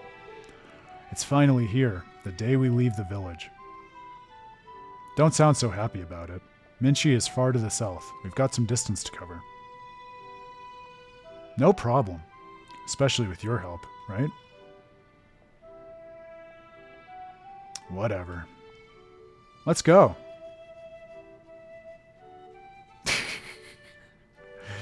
It's got that shrug going on, not the shrug animation. I wish if I knew the cipher well enough to voice it, that would be great. I obviously don't, and I apologize to the stream. Undo Bayu Koya Matamno. It's close, right? It's ish. Shrug, my beloved. On the field map, press square to open the travel menu. If you select camp, you can restore your health. Press the select button for hints about your current situation, and this is what we get in terms of skits. I know, I really locked myself into that. I didn't think that one through. What have I done? So now, I wasn't going to spoil this when Pottery started talking about fixed camera. We do have free range on the map, but just on the map. So, and I will tell you, you might be able to tell just from the feedback on the stream, but oh boy, are these some, it's like turning a ship, these controls. That is one thing that I remember about this.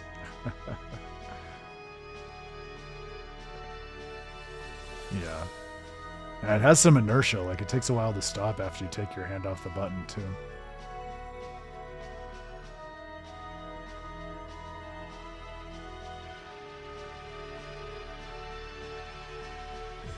Hey, we haven't introduced ourselves yet.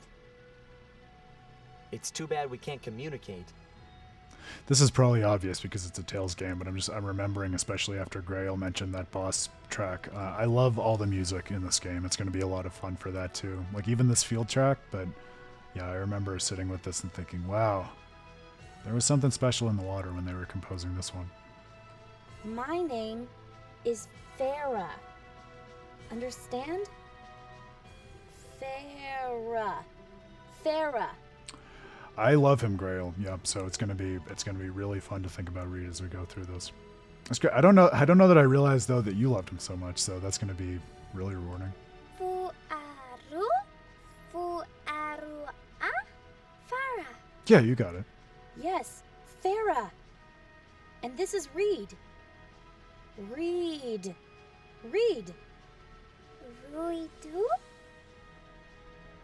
It's Reed. Reed. Maybe that's something interesting about the game too, Grail, because it's interesting that you describe your feelings about Reed as so strong, yet weird and unexpected, because you might recall that's exactly how I felt when I told Dan that Farah might be my favorite character in the series. So there might be something to the certain way in which this game tells its story that explains that. Let's put that in our minds as we continue to work through this. Reed. Yeah, she said it. Merity.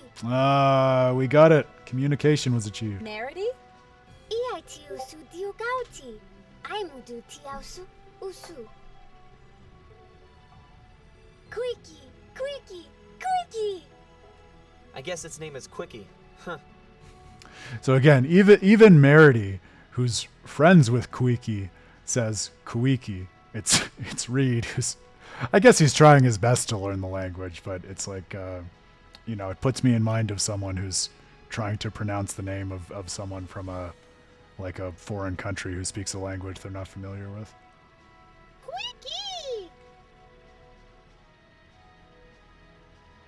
My boy. Well, that's an easy name. The way he runs in circles. That's an easy name, he says, after mispronouncing the name that was just given to our beloved Kuiki.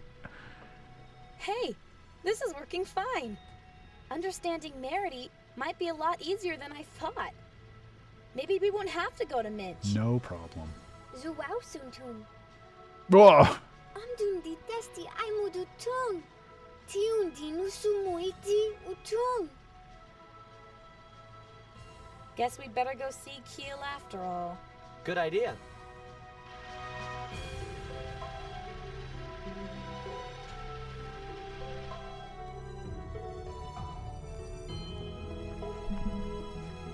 Oh, so let me show you what skits look like in this game. It's the select button. Oh, also shout out to Logitech for making the best and also indestructible wireless PS2 controller, because it really makes this a lot more livable, I'll tell you. You'll find Minch at the lower reaches of Big River Machines. No problem. There you go. You've seen skits in Tales of Eternia. They are all navigational. But you do get to see little character flourishes, like Farah's, you will soon see characteristic, no problem. What could be here? Regulus Knoll.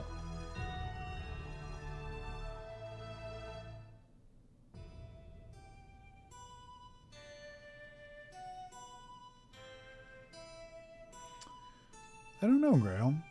It's a good question, but I will tell you, I was really happy to see Merity even alluded to in the jobs for Tales of Xillia 2. It's locked. Yeah, it is kind of funny. I feel like maybe that's part of the trick of Tales of Eternia, because its influence has manifested in the actual stories that are told in all the subsequent games so thoroughly. It's almost like a cameo is unnecessary, because Tales of Eternia is already there in a way that a lot of the other games are not as directly.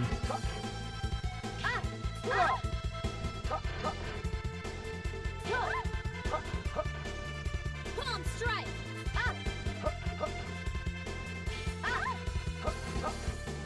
Also, why do you think of a submarine when you hear Logitech? I'm sure that's probably a reference I'm missing, but that doesn't mean anything to me. We win.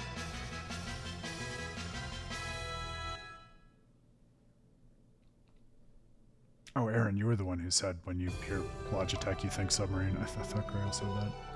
Yeah, why submarine, Aaron? Tell me, please.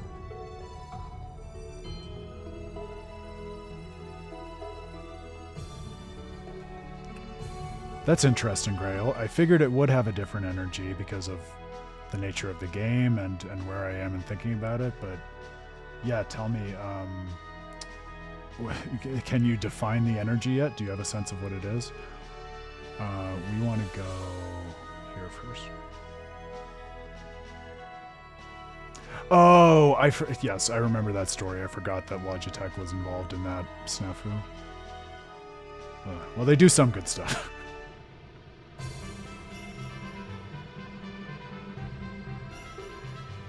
Another great track.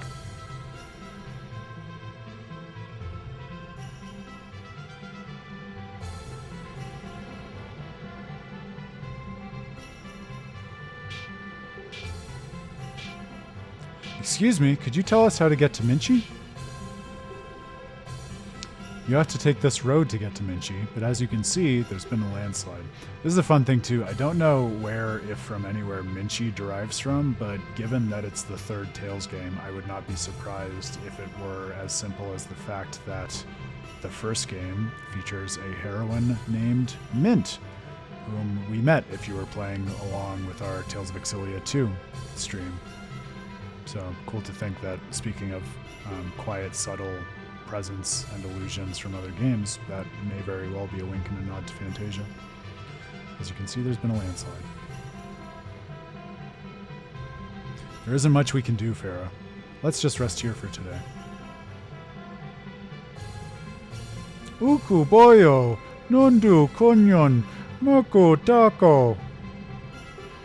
Even if the path is a little rough, it's not impossible to travel across, is it? We'll give it a try. But let's go. Hey, Farah, hang on a second. No problem. It might be a bit rugged, but we can do it.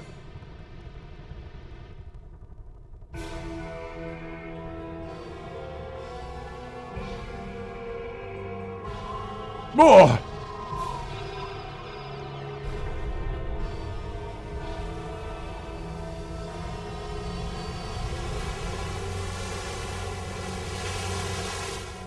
What the what?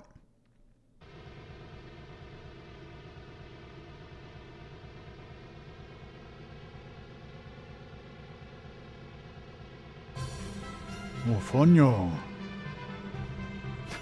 The modern ones I've subjected you to. You wanted to play those. Yeah, no, for sure. This is fun because, like, I think having it so vividly and recently in my mind and being so curious to work through it in relation to what we've been doing together and to do that in a community context, it has me really leaning in and not like over-structuring what I want to focus on, but yeah, hopefully to the extent that people follow along, and I hope you do, it will feel, I don't want to say more regimented in a way that implies like order that takes the fun out of it, but maybe just having a bit more direction to it than feeling things through purely on the fly and working through them as we go. So hopefully just a different energy as opposed to one being better than the other. There it goes again. I wonder what's happening to the Orbis barrier. Maybe this is a little dangerous. What did I tell you? If you're in a hurry, why don't you try our dojo? The master might know a different way to get to Minchi. Really? Yes, the dojo is only a little ways back from here. Regulus Dojo? I know where it is. I used to be a student there.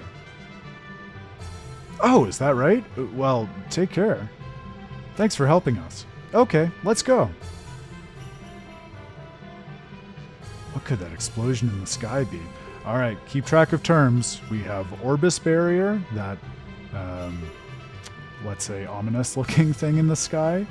We have Celestia, from which Merity ostensibly hails. We at least know she fell out of the sky. We have whatever this world's name is. I don't think that's been told to us yet. We have Seifert, a mysterious god who has a religion. I think that's all we got so far. To go to Regulus Dojo. Return in the direction you came from and then go south. Yeah, Morbius barrier, you got it. A cute girl like her. A martial artist? I wonder if she's strong. She's really strong. She's an amazing girl. Paolo seems to know. Dear Farah.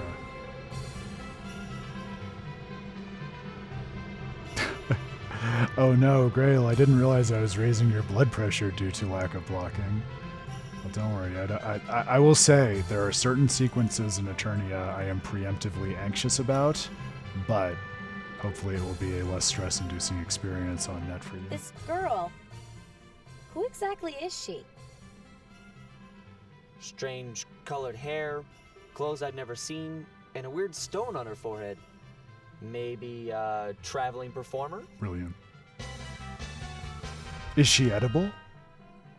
Fun use of titles, something which also gets its roots from the start of the series, but I think Eternia also plays around with it in some fun ways.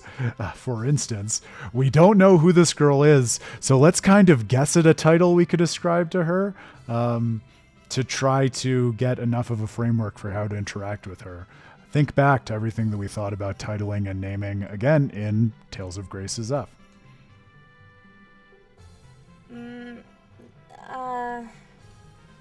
Meredy, where did you come from? Why did you come here? Oh, that would be fun, yeah. No, but I think...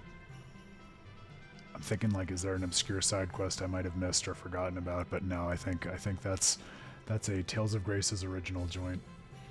Well, Grail, see, it's like I told you the whole time. I didn't have the block button on my other controller, but now that I'm on the PS2, got that sweet, sweet square button so we can add to your lifespan. Of tau mugusu, tui muiti wa ai mugun, tiun sun tipai, pai di rudu, paururu buntun, suti di yantu. I'm going to laugh every time I do it, but I don't think my approximation of this language, which does not yet have a name, is the worst conceivable approximation. I'm quietly proud of myself. But not too proud. Well, if we can't understand her, we'll never get anywhere. Read? Yes. Fibrial, fibrial. Ow, ow, ow! What's this light?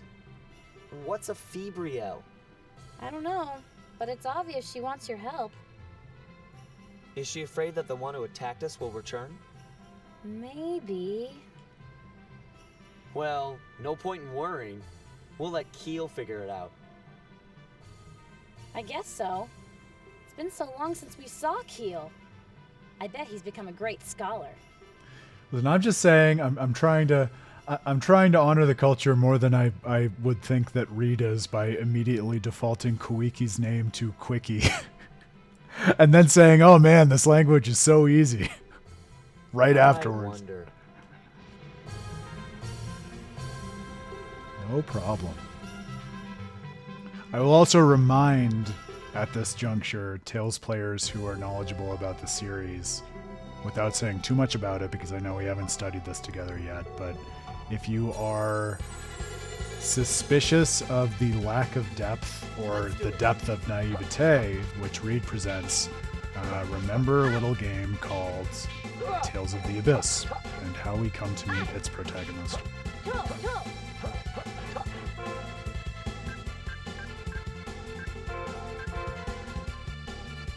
Thank you, Grail. That is a really timely reminder.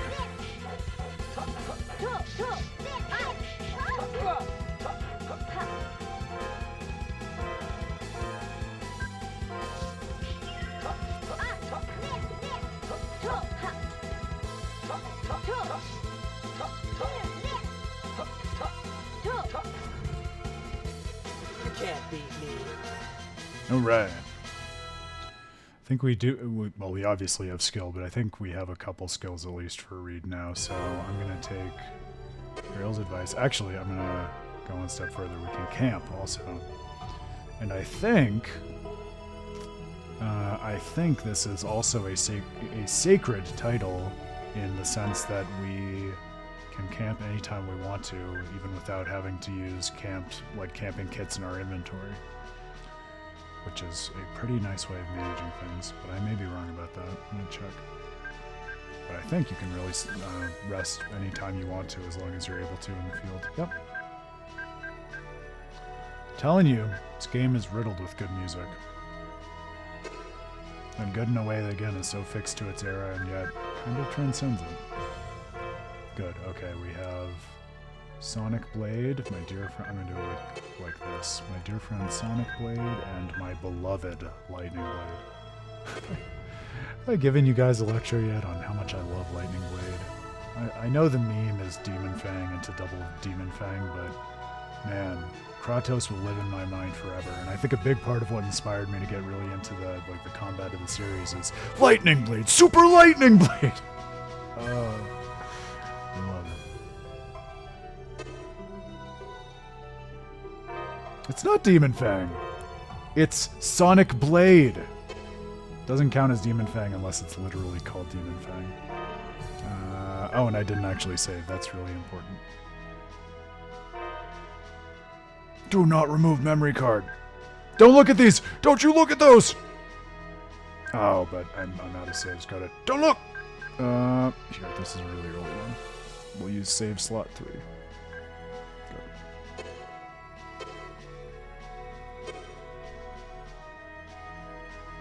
I know, it's awful. I'm sorry. I didn't think through. Memory card data management before starting this. See, had I really had my act together, because I do care about spoilers this much, I would have gotten a clean PS1 memory card for this playthrough, but alas, I was not that prepared. I apologize to the Academy. No, Stan has access to Dimlos and an unfailing belief in others. This is Regulus Dojo, a dojo established by the legendary hero Regulus. We are followers of his teachings, and a legendary hero joins the mythos. And, you might have noticed, the area that was sealed off right out of town was also named after Regulus. Interesting. Oh no, not cat disappointment. Everyone knows that's the worst kind. No, they're always disappointed. I think dog disappointment is worse because usually they love you, but cat disappointment is right up there. No, we just rested in the field. Thank you, though. No, but okay, now I have to retrain myself because we didn't get this in Tales of Xillia 2, but this is your dyed-in-the-wool Tales game in the sense that you will sometimes get special scenes or even quests at inns. So we need to rebuild the habit. I don't think there's one here, but we need to rebuild the habit of resting at inns.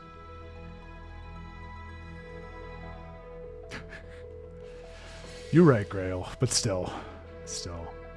Beautiful weather today. I don't even like spoiling the amount of time I put into my first playthrough because I feel like that gives you all information going into this. It's pretty par for the course, let's put it that way. It is, Aaron, there's nothing worse. Although I'll say Corgi disappointment is something of a middle ground because they're so generally judgmental and disapproving that it's a little bit more like cat disappointment. But no, there are lots of times when she categorically loves you too. We met another Corgi in the park today. It was very fun. His name was Cheez-It. It was great. They had a fun time sniffing each other. I am the mysterious gourmet, the Wonder Chef. I'll teach you how to make a stamina-recovering beef stew. I learned how to make beef stew. Beef stew has 3 ingredients: bear meat, cabbage, and carrots. Received ingredients. Have a nice day. Goodbye! I remember not spending a lot of effort cooking the first time I played this. This time, in combination, because of the things we've talked through about cooking on Tales of Praxis, and also because of redacted reasons, I'm going to try to make more of an effort to cook as we work through it. Ho-ho, Aaron, if you stay with us, I am going to remind you later that you just said what you said. But that's all I have to say about it for now. Not enough karma! No! Well, don't tell me that I don't have enough karma. Not after I just mentioned Tales of the Abyss.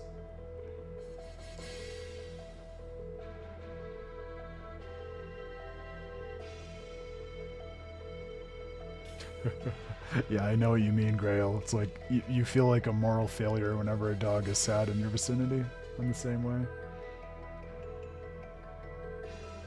That is a very Canada moment with all those meats. Wow! Hunts all 3 in his backyard. It sounds pretty Canada. Horse is very Japan also, though. As we have learned. Even on Tales of Praxis. Tales of Arise most recently taught us this.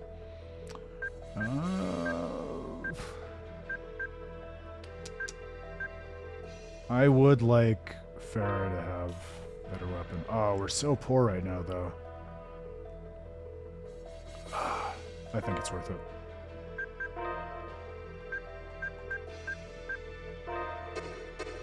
But I am going to also practice selling old kit. Because as far as I remember, and Grail, yell at me if this is not the case, I think in general there is no reason to hang on to old kit in Tales of Eternia. So that is a pretty efficient way of maintaining some gold on hand. Thankfully, though, no one in our party has accidentally gotten into a huge medical emergency which has left them 2 million gold in debt to a bank. So come on, this is a JRPG. That would never happen, right, guys? Right? Don't forget to equip your weapon. In the days before, it invites you to auto-equip, but notice, the characters actually suggest that you equip. We have all kinds of items here. Oh, I want better armor. Let's see what they have for armor first. May Seyford's grace be with you. There's Seyford again. Why don't you buy some armor for your companions? This is not a spoiler. This is just a fact about the world. Seyford, whose first name I'm forgetting, is a historically significant astronomer. And you can look him up if you like. I will have more information to tell you about him at a later time. But I'm just going to put that in your head for now.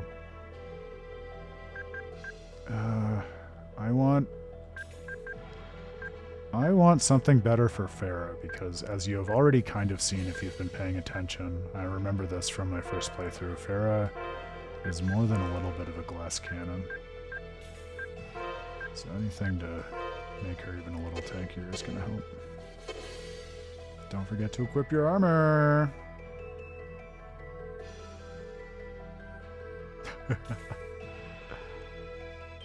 Nothing stops this train to your inestimable debt. Well, he said there was a Farah train already when I was talking about her offhand, so... And they're childhood friends, right? So he's already sort of on a train, in a metaphorical sort of way. This place hasn't changed at all. Weren't you a student here not long ago? Of course it hasn't changed. That's my favorite thing about it, Farah, that it hasn't changed. I love Reed too, but true to the philosophy of Grail, speaking of people's personal philosophies, I want to emphasize that while I'm suggesting there are quite analytically and intellectually fruitful reasons for all the different forms of representation in this, that is not to be misconstrued as an insistence that we have to be serious and not have any fun with it. The best games, and this is no exception, will ask you to have equal parts fun and emotionally moving and philosophically salient journeys, sometimes at the very same moment. So this is the Great Dojo. Let's go in. Quickie! Quickie! Maybe it's better in the falsetto. I'll play with it. Okabanyo, Tanya, Manka, Nina, Heya, Mayo. What's wrong?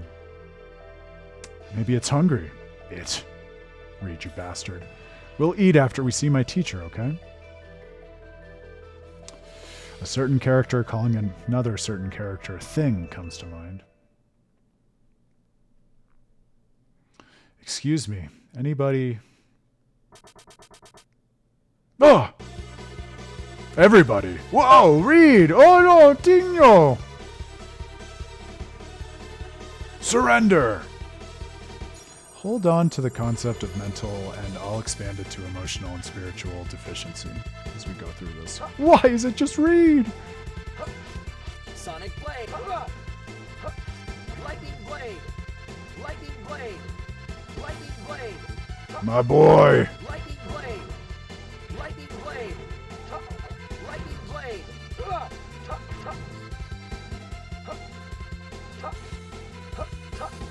I've forgotten the last battle, if you couldn't tell, that Reed has skills now. Notice also, they are called skills and not arts. Functionally the same, but again, interesting to track the language across the series. We're not gonna lose so easily. You can say philosopher of fun. There are subdivisions of philosophy now, such as philosophy of happiness, philosophy of comedy. So I think philosophy of fun is perfectly apt. Oh yeah, anything that thrusts through hordes of enemies gets some pretty good use, as we just saw. Ho ho ho, enough! That was quite impressive. Goodbye! We live on the roof. Go, what? You have great skills for one so young. The decision has been made. Welcome to our dojo. Just wait a second. I don't want to join any dojo. Then why did you fight? I was just defending myself. It's been so long, Master Franco. Ah, Farah. What brings you here? Do you wish to train with us again? Well, no. Actually, we wish to go to Minchi as soon as possible. But the path has been blocked by a rock slide, so...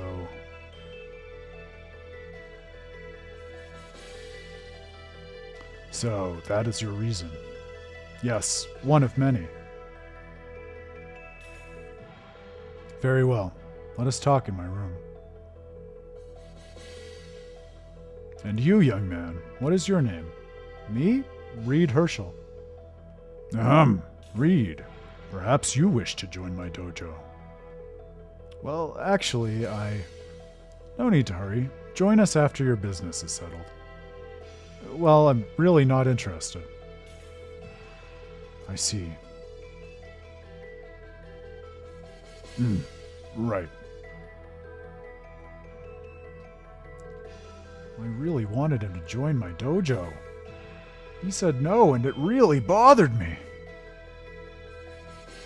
Notice also, I have to mention this since it was such a key part of our working through of the first Tales of Xillia.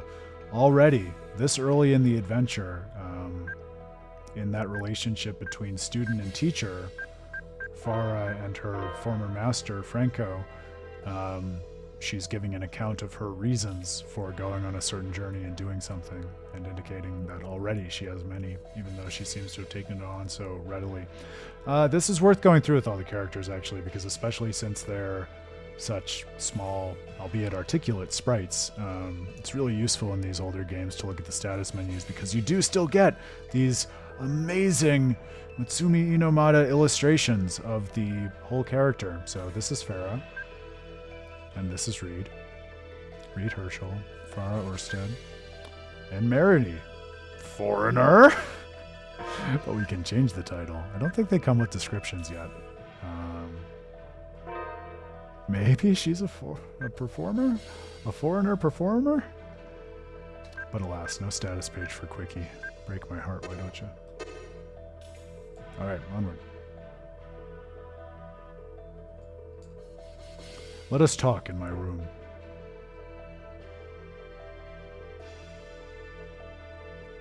Utu nimi, sino moyo, linku nino, nayan ki. She is, I know you not, but your eyes do not lie. Follow your heart's path. That is best. Yes. Well then, I shall teach you a useful skill. Thank you very much. Farah learned healer. 3 guesses who the healer in the party is going to be. But only 3. And Reed. Your swordplay is quite impressive. Where did you learn it? Where? Well, I just go out and hunt every day for food, that's all. Excuse me. Paolo. I'd like you to use your Kramal arts to help them get to Minchi. So there are arts in this game, just the typical attack is referred to as a skill, or the typical thing we would know from later games as arts. After all, you're the only one in this dojo who knows the water Kramal arts. Gladly. Then I'll leave the rest to you. Now if you'll excuse me, it's time for training. If you want to learn more about fighting or wish to learn higher level skills, go next door. Thank you for everything. And Reed, are you sure you don't want to join my dojo? Forget I mentioned it. I just really want more people in my dojo. So, what do we do now? Well, I'll remind you if you haven't been keeping track of names and sprites that Paolo is the one who is crushing on Farah from her previous time in the dojo. Will you come with me to the Kramal Arts training room? I need to make preparations. Okay, we have another term, Kramals. What could those be? If you've been watching the streams, you might know what those are because I haven't been great about redacting them, but suffice to say we're going to see an interesting further prototype for something which gets a lot of elaboration in the series, yet never quite comes back to the very cool way in which it's represented here.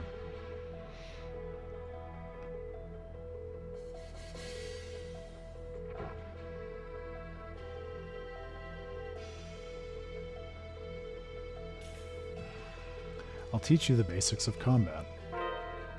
Press the D-pad to move, double tap to dash. I'm actually going to do these just to refresh myself because you'll see it is a little bit different from how combat works in other games. You can dash to get behind enemies or move to a safer area, but be careful, you are defenseless and vulnerable while dashing.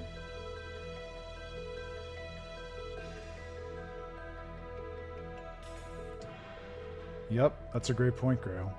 Oh, and thank you, because you reminded me of what I was going to say.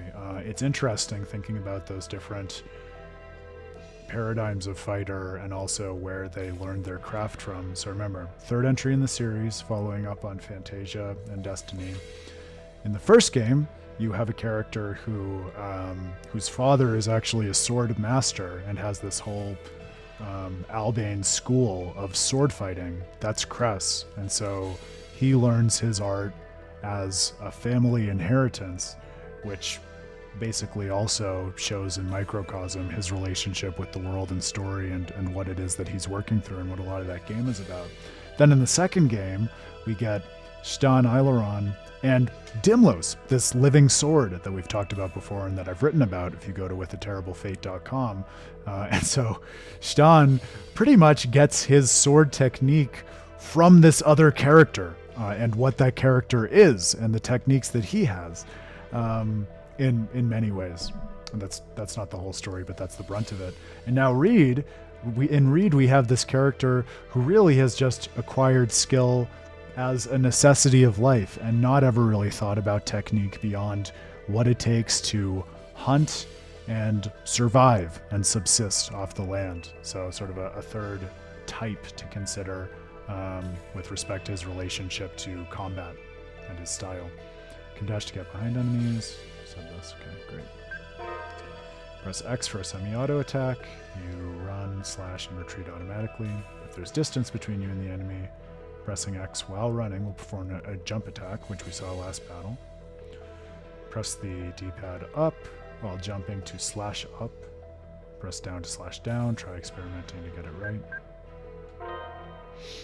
And you can combine circle and the pad to perform special skills. But did you know you can choose your skills? Open the special skills menu and assign your skills. We've been doing that. Try out new skills. And targeting. Your target is automatically selected, but you can change your target manually if you want to select it. Press R1. Yeah, this is pretty much the same. Great. You can target different enemy types by pressing the D-pad up and down. Why don't you spar with me? Don't worry, you won't die or lose. We'll do it once.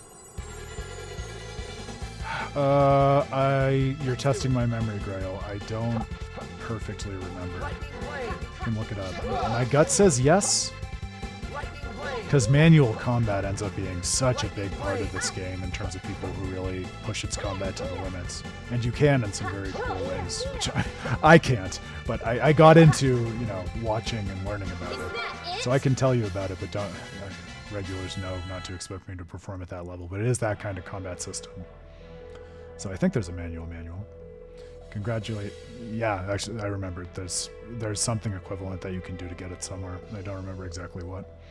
But don't be satisfied yet. Always aim higher. Is there anything else in this room? I don't think so. Maybe this. Why don't I do some training? All right. Ah! How's that? I guess it was okay, Reed. There was no reaction. If we do it again, does something happen? No, it's one time. Even little things like that, just tiny interactions between the character and world. Like I don't think I got around to doing that one the first time I did it. Just punch a dummy. I'll teach you about advanced fighting techniques. Commands. I probably still will not use commands, but a lot of the other combat abilities I will. Battle instructions you assign to your allies. It's useful if you want all of your allies to fight as a team or focus on one particular plan. Commands take precedence over strategy. However, it is only in effect during your current battle. You should also remember that you can only select one command at a time. Any other questions? Oh, actually, I think commands are something that I will use exactly once because there is a point in the game where you kind of have to use it to get through something. Use strategy to change your allies' individual battle plan. I was thinking of strategy, not commands are different. If your allies do not behave as you like, try making gradual adjustments. Did you know that in the skills menu you can press square to specify the skills that you do not want used? Turning skills off, a classic. Combine this with strategy and you'll be able to control your allies as you like. If that's what you call out as my negative trait, I'm okay with that, Grail. I've had worse ascribed to me. By using formation, you can adjust your ally's relative position on the battlefield. By adjusting the ally formation, you can flank, keep an ally away from action, or split your allies into 2 groups, or create even further strategic formations. You can save up to 3 unique formations in the formation menu. Saved formations can be easily recalled and selected for further use. That might be fun to play around with. I could see this being the game I finally get into these. I did used to use them. It's been hard for me wrapping my head around them during the whole Tales of Praxis project. It's not as if I've literally never used them. During battle, use L1 to immediately change your formation. Tap L1 once to reverse the formation. It's useful if you're ambushed from behind. Press directional button down while L1 is pressed to regroup. Continue to hold the buttons to keep your allies in standby mode. Press the directional button up while L is pressed to jump. Remember, your allies will not regroup or jump while they're taking other actions. Okay, formation control is actually what I was thinking about, not commands. So formation control is something that you have to use at least once in a key sequence. You might have guessed, I figured that out by failing that sequence the first time I tried it. Grail probably knows what I'm talking about. That's fair. If I were you, I would believe that too. In my younger days, though, I did. I remember having fun playing around with strategy and Tales of Symphonia, especially when I lived in playthrough after playthrough of that for years of my youth. How would you like to fight? There you go. That's what I was thinking of. So it's that you don't need a manual. You can just switch to manual mode. I'm going to stay in semi-auto. You should have no problem beating the weaker enemies in auto mode. That we're not going to do. Yeah, so it's just available from more or less the beginning, as opposed to needing a manual. It's still a manual because that guy's name is secretly Manual. That's the only dad joke I'm getting this stream. The Rashian's River is a shortcut to Minchi. But isn't that river pretty tough? Pretty rough, excuse me. No problem. Oh, he said her thing! We can borrow the strengths of the water Kramels. He probably learned that from her, because he loves her. Cray Mel? Now that's big Lloyd energy, if we were keeping track of it. Is Reed more like Lloyd or Stan or himself? Reed, don't tell me you don't know what a Kramel is. Yeah, I think you do, Grail, so you still, you have to do something. Because I think when we were looking before and the menu wasn't available, now my guess is that it is. Unless you have to go back to him to change it. Don't tell me you don't know what a Kramel is. I don't have interest in anything that doesn't fill my stomach. But see, now that strikes me as big Luke energy. Kramels are not material beings. Fire, wind, water, light. They reside within all things and have many manifestations. Okay, so we're going to be getting a lot, as you oftentimes do at the beginning of Tales games.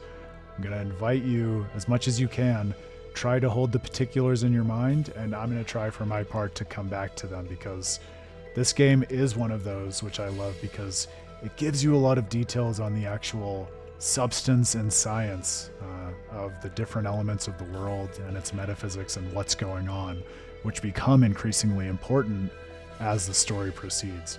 So Kramels are these elemental beings, and they're not material. They don't have a corporeal essence. They're purely energetic, elemental, whatever you want to call it.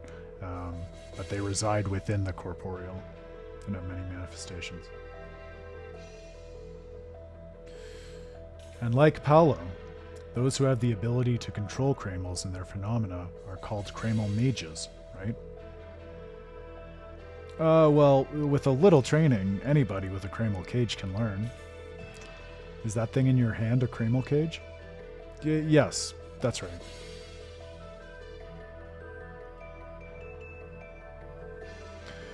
By sealing Kramels within this Kramel crystal, you can perform various Kramel arts. Well, yeah, maybe you're being more generous to Luke than I am, Grail, but I was thinking more of just like, oh, what a pain. Oh, I don't want to do this. Like, he has big energy about basically being asked to do anything. Maybe he's more excited about learning about the outside world, but still from a selfish perspective, you know, just because he was so sheltered. So I guess maybe that's the difference. Luke and Reed are both sheltered and put out, but Reed is put out by anything that's outside his bubble, whereas Luke is just put out by people asking him to do things. So you're right, there is a difference. Same but different. By sealing Kramels within this Kramel crystal, you can perform various Kramel arts. Ah, I see. Just stick the Kramels in there. Many ages ago, it is said there were many Kramel cages, and many knew how to use Kramel arts. Wow. He's interested too. Well then, I'll be waiting for you at Rashine's River Pier. Please come when you're ready. So we can use a kind of cage to channel energy by trapping these certain sorts of non-corporeal entities. Notice that verbiage too, it's a cage, not just a vessel or some such. To tear flesh and break bones, those are the teachings of the Regulus fighting style. Notice also, pretty brutal fighting style for the sweet and optimistic Farah to have trained in. Our founder, Regulus, is known as the hero who saved Inferia. There you go, so... I think I can tell you just for context, so he doesn't make it perfectly clear, but because I think maybe it was said once already, but Inferia is the name of this world, in contrast with Celestia. Spirit racism. Spirit segregation, at least, quite literally. Segregating them into a cage. Ouch. Yeah!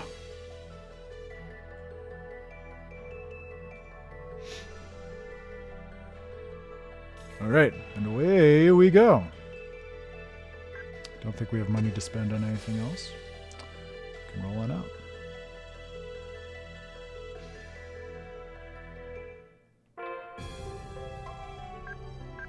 Tag up on save.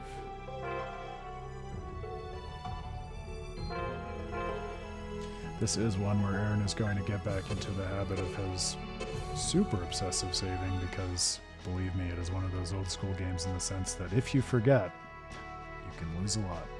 Not that that's ever happened to me, perish the thought.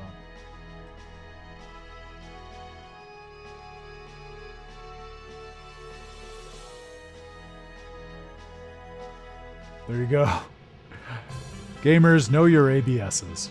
Always be saving. Are you ready? I'm not, because I remember what's coming, but the good news is it's not something you can fail to my knowledge. You'll see what I mean. I will call on the Kramels to calm the waters of the Rashine's River. While it's calm, take the raft down the river. You remember back when the Tales games had mini-games? You're going to.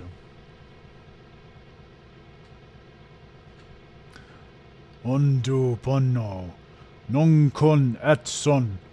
Undu ponno non cot et son. That's Paolo, that's not Meredy, notice.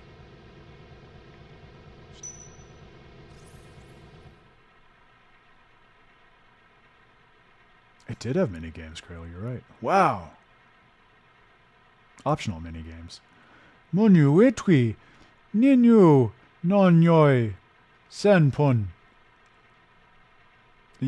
Yes? Please, don't mind her.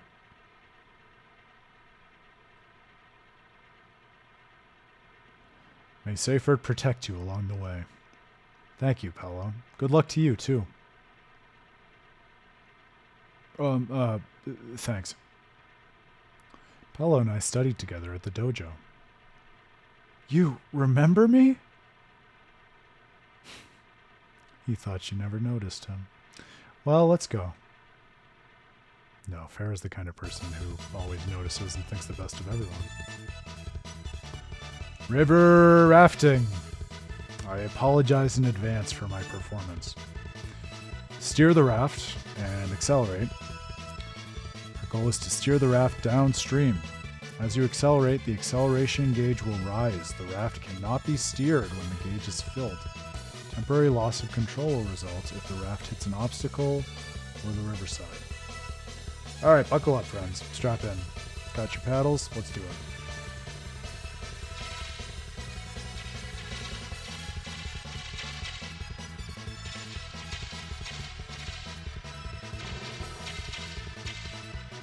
Oh! We can do it. Have faith in us. Oh no! Oh! Jesus. That's right. Welcome to Tales of Praxis. This is Tales of Eternia.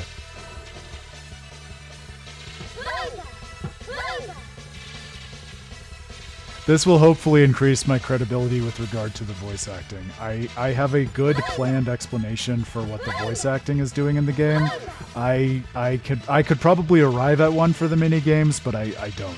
Right now, I just don't. But challenge accepted. I'll think of one by the time we get to the end of our study. Oh my god. Oh, Jesus. What's wrong with me? Why am I bad?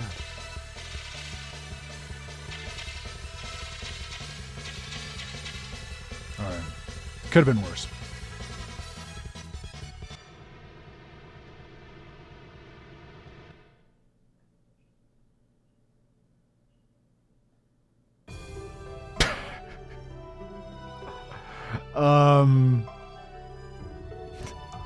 I can recap, but I invite our intrepid and handsome real-life JRPG party audience to recap. And then I'm happy to give the highlights.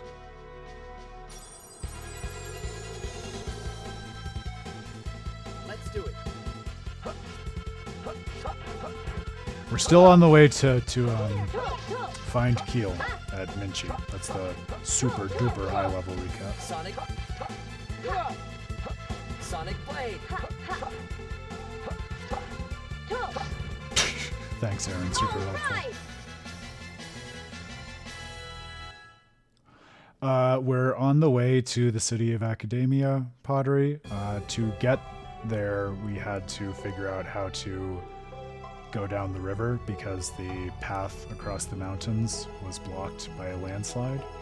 And so to do that, we went to Farah's old dojo. We met her old master and a monk with whom she had previously trained. And we learned all about Kramels, these incorporeal entities, basically spirits, but they haven't used that term yet, but elemental entities that can take many forms and which can be channeled by mages by trapping them within these things called Kramel cages. And so this Kramel mage, who also used to train with Farah, calmed the river water so that we were able to raft downstream. I think you're caught up. There you go. Same, but different. That's right, Lightning Blade, also a very important highlight. That's true, yes, and we have gradually gotten a bit more facility communicating with Merity and Quiki. At least to the extent that we were able to exchange names. Here we are, Minchi! It was great.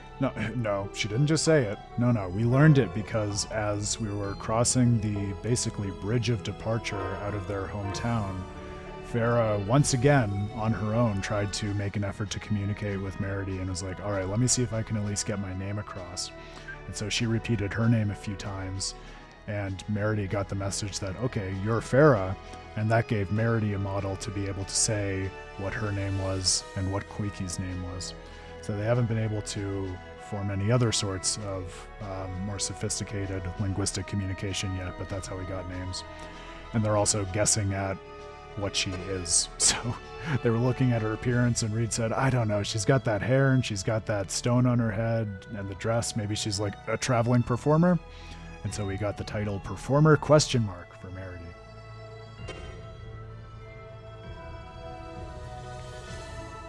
Yes, so already, even if someone had hypothetically missed the last hour of the stream, it should be evident.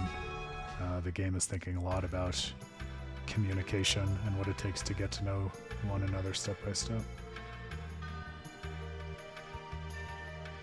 And we learned that the world's name is Inferia, and we learned that there's this legendary hero called Regulus, who is the founder of Farah's School of Martial Arts, and is also, interestingly, the namesake of this ruin that was cordoned off so we weren't able to go to.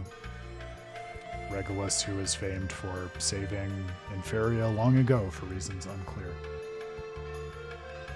Yes, that is a cool point too, Grail. Time passes, there's day and night. Minchi sure is a lively place. Onchu Ninon, Rinku Toyi, Ninfu, Ringon, Nanpun. They all look the same to me. How are we ever going to find Keel? He's our childhood friend. We'll recognize him in an instant. Hopefully. Well, first, let's try Minchi University.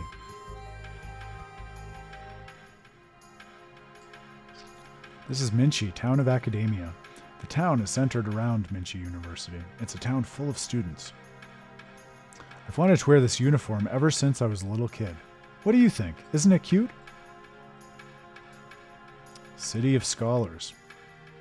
So you might or might not recall, I never remember that this town's name is Minchi, so I haven't referred to it by name, but I've had many occasions to talk on previous Tales of Praxis streams about what a cornerstone this town is for me in terms of a JRPG world very early on, having quite explicitly this hub of research bent towards understanding the world and how it works. And I think that gives Eternia a lot of its flavor as a game.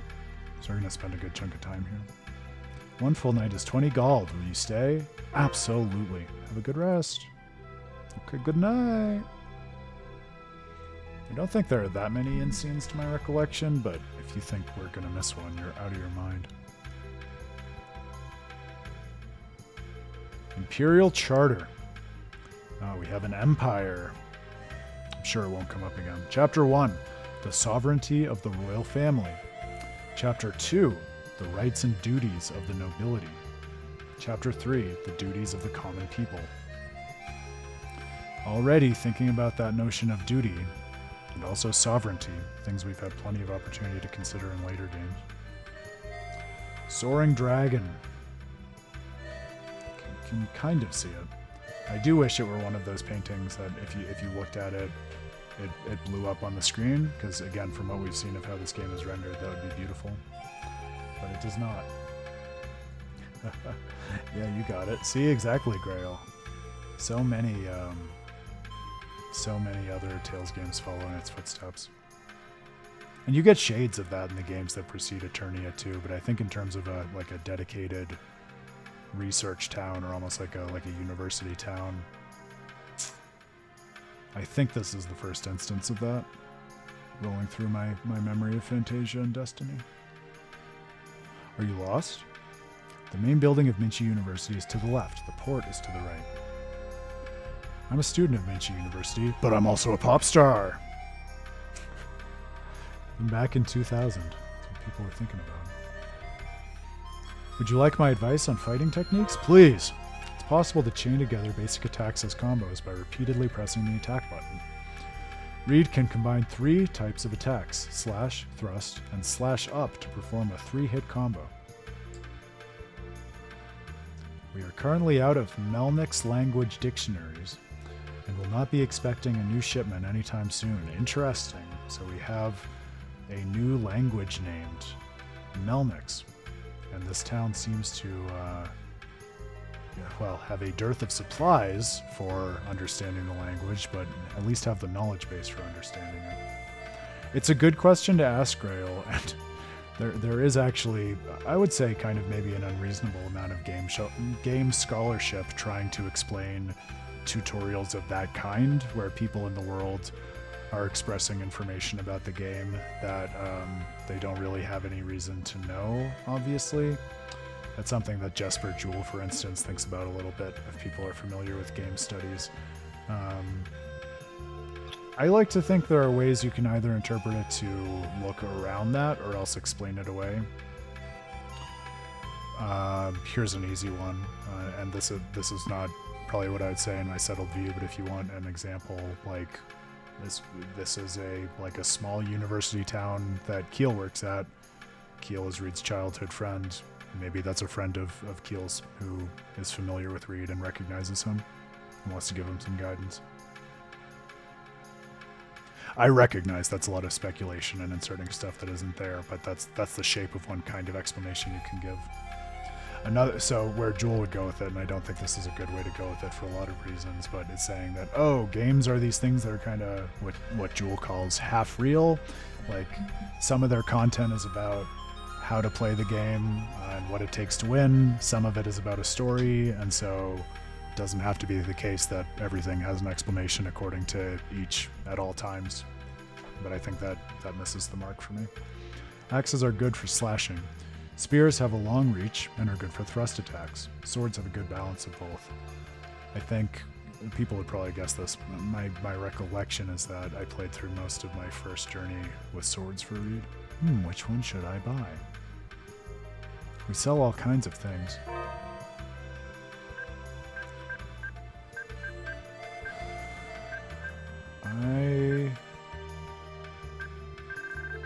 I'm worried about being short on items, so I'm going to try to get some more stock. Yeah, that's fine. But we also need to get into the habit of cooking. Keep reminding myself of that until it sticks. This is not a good time to cook, but I'll remind myself when it's a good time.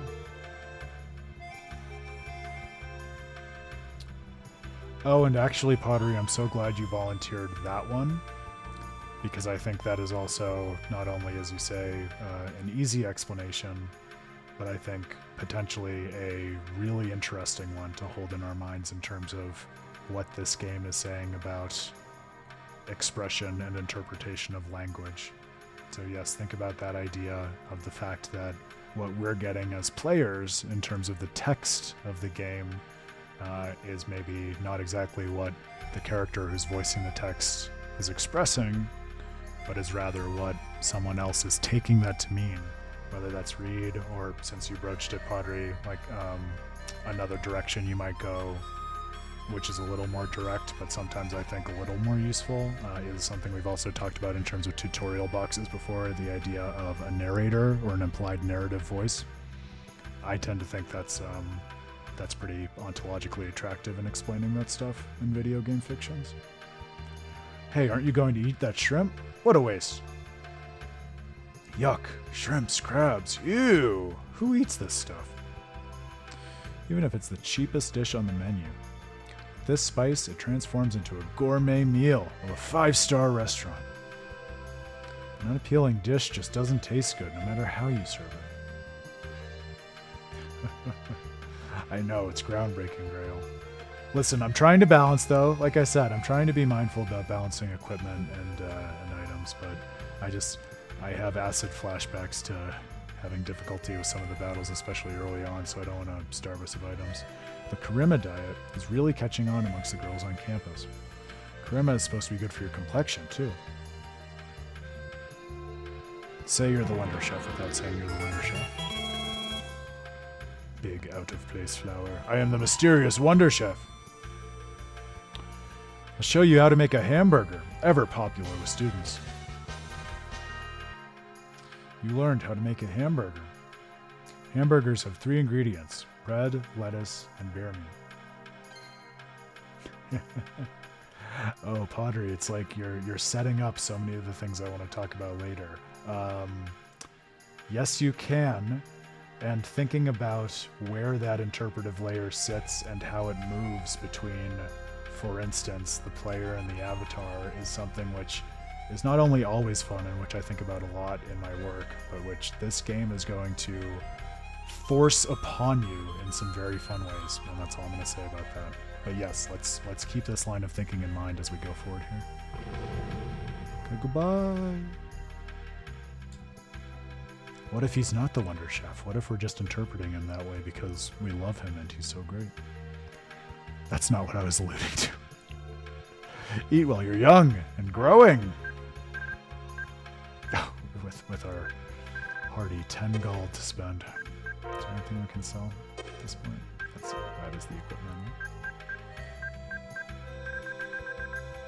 No, I'm okay with what we have for now. Come again. I will when we have more resources to spend. I was just looking to see if there's something on the wall.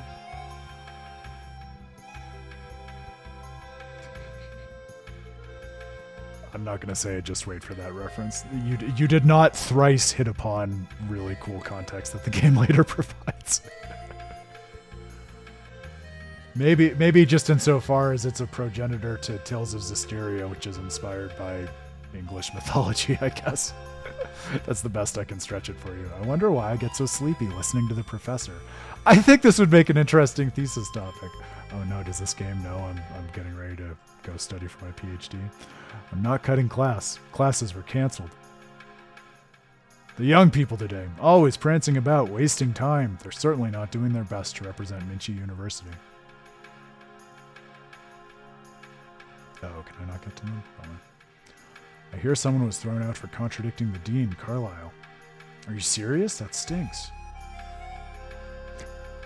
Things that only people who are cutting class say, Aaron. I'm not cutting class. Finals are coming up. The big question is, should I concentrate on just the things I think are going to be on the test, or study everything? Me too. It's never too late, Aaron. You should concentrate on the study of caloric flow of the light cramos. I heard it was on last year's test. So we have light cramos. Notice that was not an element that was referred to back when we were being introduced to cramos. We just got... oh, I forget which we got, but they were water and a couple other of the basic elemental alignments, not light.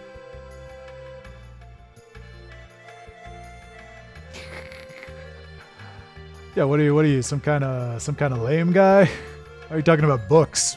Books aren't cool. You know what's cool? Hitting things with axes. Not knowing who my dad's special friend is. Trying to eat a stuffed bird, that's cool. I'm a shameful person. I cheated on my test. Now I'll carry that guilt with me for the rest of my life.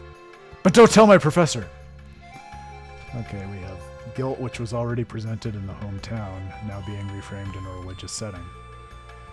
Northeast of Minchi and across the sea stands Mount Farlos. The teachings of Seyfried originated there, at the tallest mountain in the world.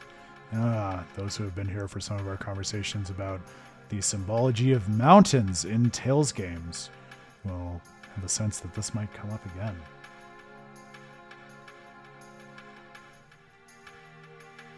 We haven't been to the whole town yet. We just haven't gotten to Frat Row yet. What do you wish to do? Hear a sermon, confess, or nothing? You better believe we're going to do both. Give me a sermon. Let someone else lecture for a moment on the stream. For one so young, your intentions are commendable. Now then, let me ask you, have you ever made sacrifices to help someone? Yeah. When I was a kid, there was a girl who felt sorry for the village chickens. She didn't want them to be eaten, so she let them all escape. The next day, there was a big uproar in the village. I felt bad for her, so I told everyone I did it, and got spanked for it. Oh, what a beautiful story. Your punishment may have been painful, but I'm sure Seyfried values your act of kindness. Hey, wait a minute. We wouldn't have been caught if you didn't leave your footprints there, Reed. Well, yeah, but... my plan was perfect, but you had to go and steal some eggs and blow the whole thing. It's not my fault. I was hungry. You're always hungry. Leave me alone. Well? Stop it, both of you. Are you forgetting where you are? If you're going to squabble, do it outside. Yes. I'm sorry. Already learning a little bit more about Farah and Reed's history and dynamic. Farah is the Farah, excuse me. I always want to say Farah. Farah is the kind of girl who would let chickens go because she doesn't want them to be eaten. And Reed is the kind of guy who would stand up for her, but also, you know, fill his pockets with eggs because he's hungry. What do you wish to do? Yeah, you got it. The prototypical Shion, I bet you didn't see that coming.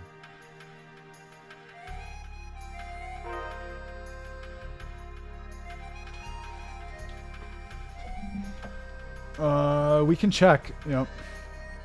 I will be glad to take your confession. Now then, what is your sin? Well, I guess you could say that I betrayed myself. Betrayal. It's a keyword in the Tales world. I swore I'd always live peacefully in Rasheen's. But then I let others talk me into things, and now here I am, far away from home. Yeah, crush some eggs, you know. No. There is more to it than that. But it's actually a spoiler, so I can't tell you yet.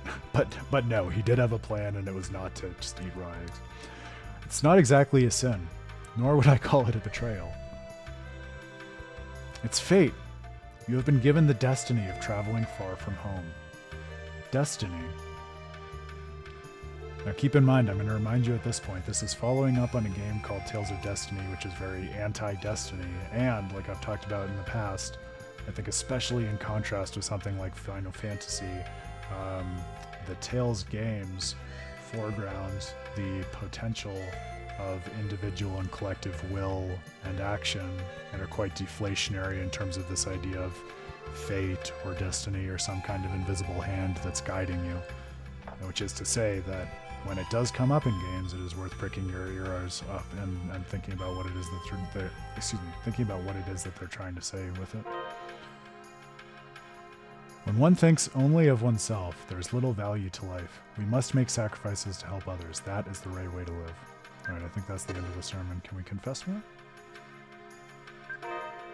Instead of looking to the past, concentrate on the future. That is what you must concentrate on now. Now that's a very Tales sentiment if ever I've heard one. Trying to remember. Grail, do you remember this? How we make different characters lead? Surely you can do that. You know, it might be one of those where we need an item that we don't have yet. But I don't think we can, we might not be able to set someone like Farah or Merity yet.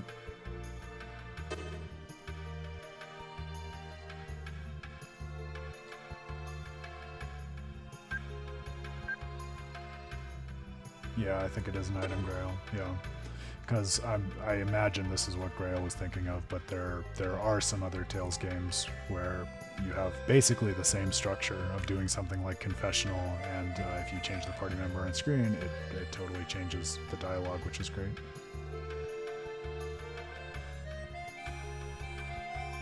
Yep, you'll notice I am very deliberately taking the journey through these towns slowly, just because there are so many little things like that, which you don't have to do, but they add so much really interesting content and texture to the story.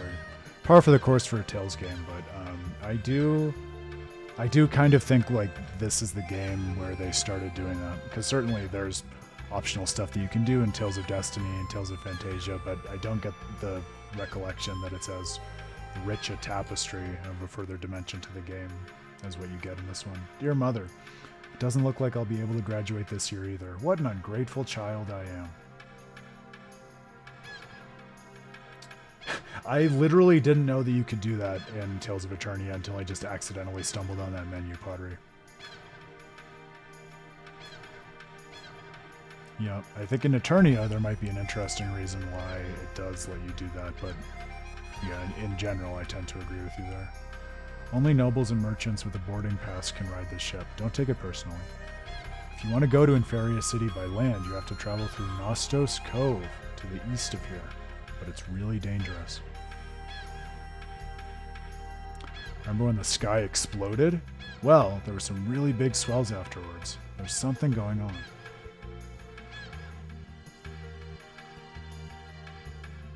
Oh, see, I don't think I knew that about Vesperia either. Interesting. We only went in there. That's the cafeteria. Onward. That's the item shop. I don't think we went in here yet. Oh, yes, we did. That's the cafeteria. Oh, that was the church that we went in. That's the door that I missed. All right, onward. Minchi University. Okay, this little side story that I think I missed the conclusion. It's one of the few missable things, so I'm going to try to follow it through better this time. I might look it up to remind myself after the stream. Pierre, don't worry and go on ahead. As soon as I've gathered the research materials, I'll go straight to Inferior City. Thank you. I'll be waiting at the observatory. Let's get married after the academic conference. Yes.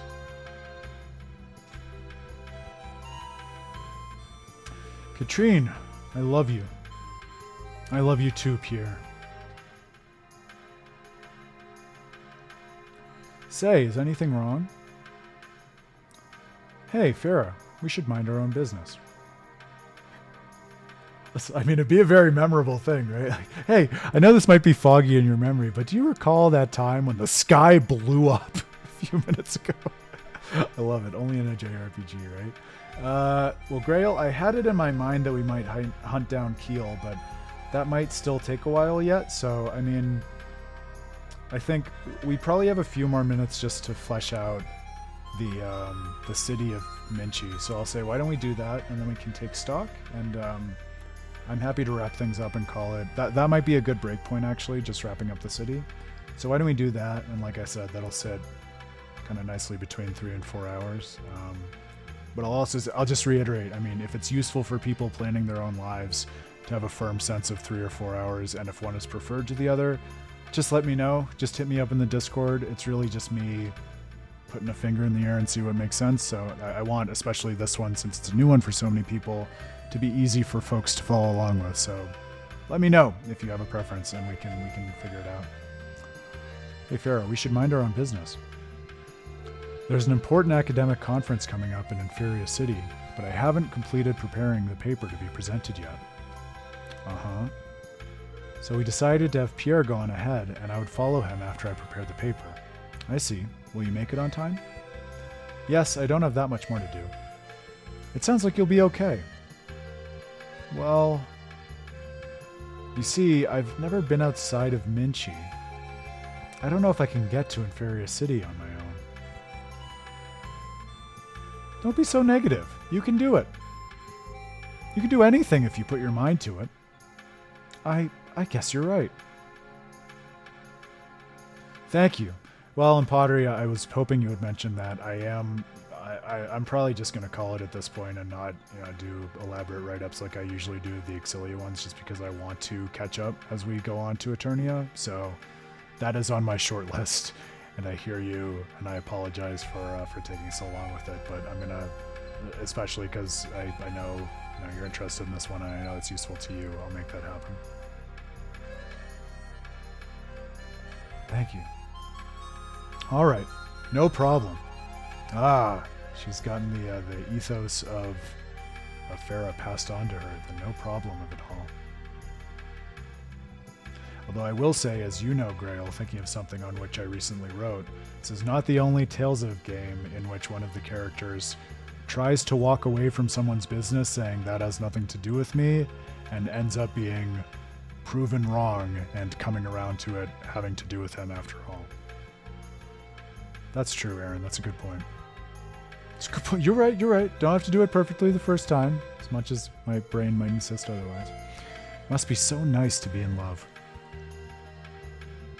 I think one of the things I love about Farah, and I won't say too much about her, but there's so much to say about her, is she is so sincere and optimistic that with any other character you would think that she was being sarcastic or putting on a front, but she is just really that earnest in her faith in others.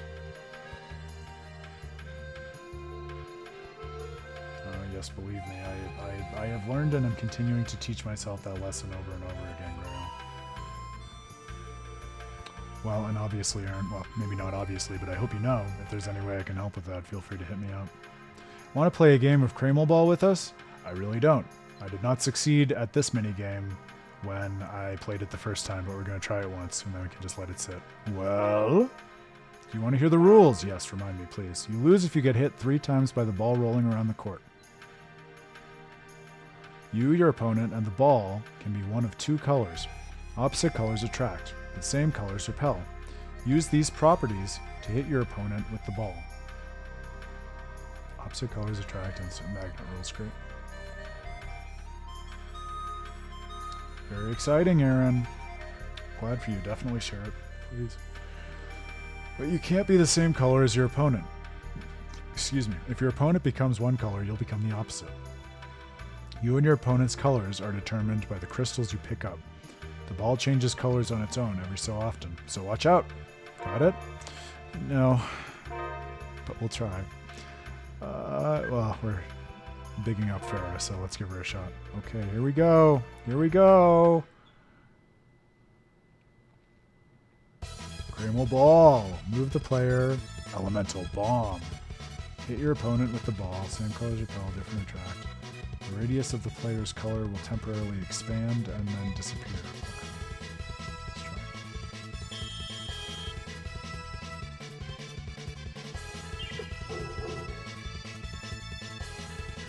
Ready? Oh, we want the same color. That's why it's not working.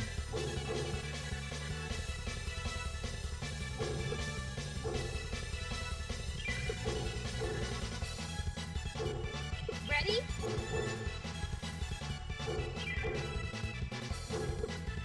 Get hit! Come on. Get hit. Oh. No! That's not what I wanted.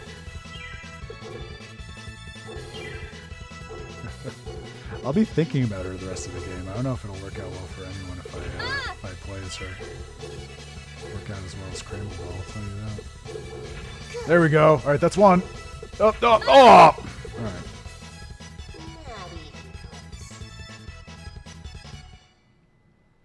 I'm willing to accept that. I don't know if I'd say that it's my favorite, but I really quite like it. So yes, maybe not for that reason. I will say, as I was thinking about it more, food, pretty important in this one too. Not in the same way it is in Berseria, but important to the storytelling in the same way, at least. So maybe in the same way as it is in Berseria, but not making the same point. That's what I mean to say. So it's worth attending to in that sense. Yes, nonsensical is what I would say, Crail. Just what are Cramels anyway? No matter how many times I hear the explanation, I just don't get it. That's because even the professors don't really know exactly what Cramels are. Why don't we measure the data at Mount Minchi Observatory? They say there are monsters there lately. I don't think we should go. So notice, this is a really interesting thing to pick up on in terms of understanding not just the world, but also people's relationship with it. We are in the center of knowledge and research about the world, and people are saying, man, I can't really grasp these explanations, but that's because no one really understands and they're just trying to figure it out. So we're coming into a world at a time when people understand it better than we do, and we can still learn from them, but the exact nature of the world is still an open question, and probably, since it's a JRPG, something we're going to have to square with the best current theories on how the world is through the course of our journey and what we actually come to experience and learn hands-on. That's a good point, Grail. Yep, it absolutely has a role in the story of Tales of Xillia too. But you're right, more a particular food than food generally. The entrance exam for Minchi University is difficult.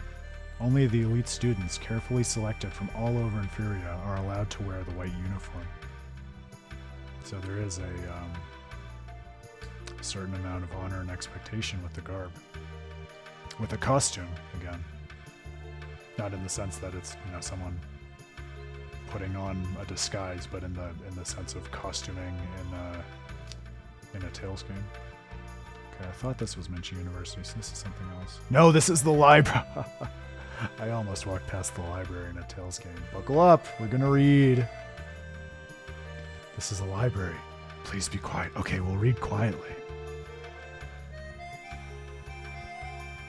Commonly found Melnix words in exams. I can't do the whole library like this, I'd lose my mind. And so would you. Yes. Yensu. Look, we're already kind of learning the language. No. Mui. I. Ooh. You. Yao. Yaao.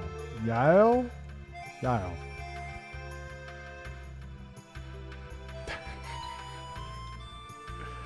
But we're trying to learn how people think this shit works. So that's something at least. The following books are missing. If you know of their whereabouts, please contact the librarian. Yellow Kings, Serrano Fragman, The Seven Sun, NG. Some significant names. NG is Namco Gamer, if you didn't get that one. Which is a call out from Tales of Fantasia. Leo Noah Encyclopedia Volume 1, The Universe. Alright, we're going to have plenty of time to revisit this, but again, powerful that we're getting the library this early, and try to attend to as much of it as you can.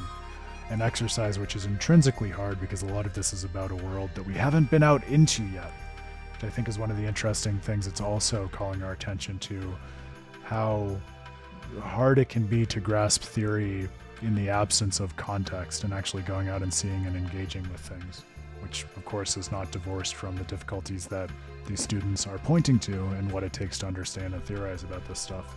The universe. Of course we'll read it. Eternia.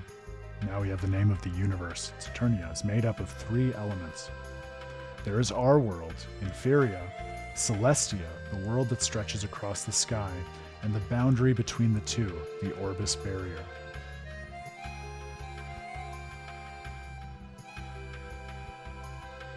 Can I find Volume 2 in the first? No, this is Volume 3. I will do my level best to get us to read them in order so that we're not further confused.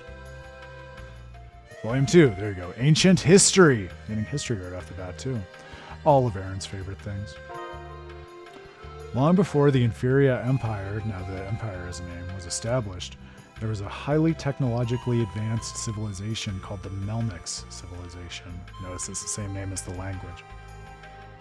A bridge was built between Inferia and Celestia, and people came and went freely between the two worlds. Well, I guess it's kind of sudden, but it's not sudden by my doing, it's the game's cadence. You know, Encyclopedia 3, Life. All living things consist of water cramels. By observing the number and state of these water cramels, the health of an organism can be determined. However, water cramels are not found in the bodies of monsters. For this reason, there's a great deal of interest in the research of this topic. So notice, this is something we've talked about quite a bit before, and with good reason. We got pretty direct and cool insight into the nature of life. First, we see that one element has a distinct role to play in the life of beings that are living like humans but are not monsters, and that monsters, we don't know what they are yet, but we know that there's a fundamental difference in energies and their composition versus living things. They do not have water cramels. Does a great job of directing our curiosity as we move into this and learn more and experience more of the world. Leono Encyclopedia 4. Cramelology. That's a good JRPG word for you. See, spiritology, it's not as fun. At one time, Cramel scholars had long debates over whether cramels were living organisms or simply physical matter. It is now widely recognized that cramels are living organisms.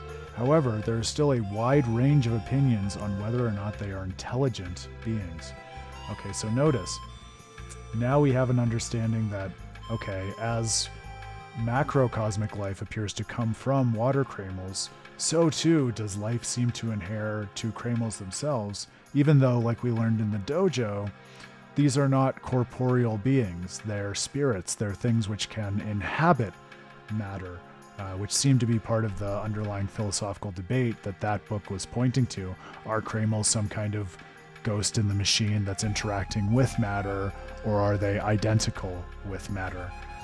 If you have any Descartes in your background, thinking about the distinction between mind and body and whether they're different kinds of things or just different ways of thinking about a single thing. That metaphysical debate comes to mind in that representation of scholarship about Kramos. And finally, Volume 5, Industry. It is well known that Kramos prefer to dwell in particular types of crystals. However, ores seems to be the preferred type of the many crystalline forms. Ores crystals can be used in Kramal cages or ores earring, but unfortunately, their manufacturing process is currently unknown.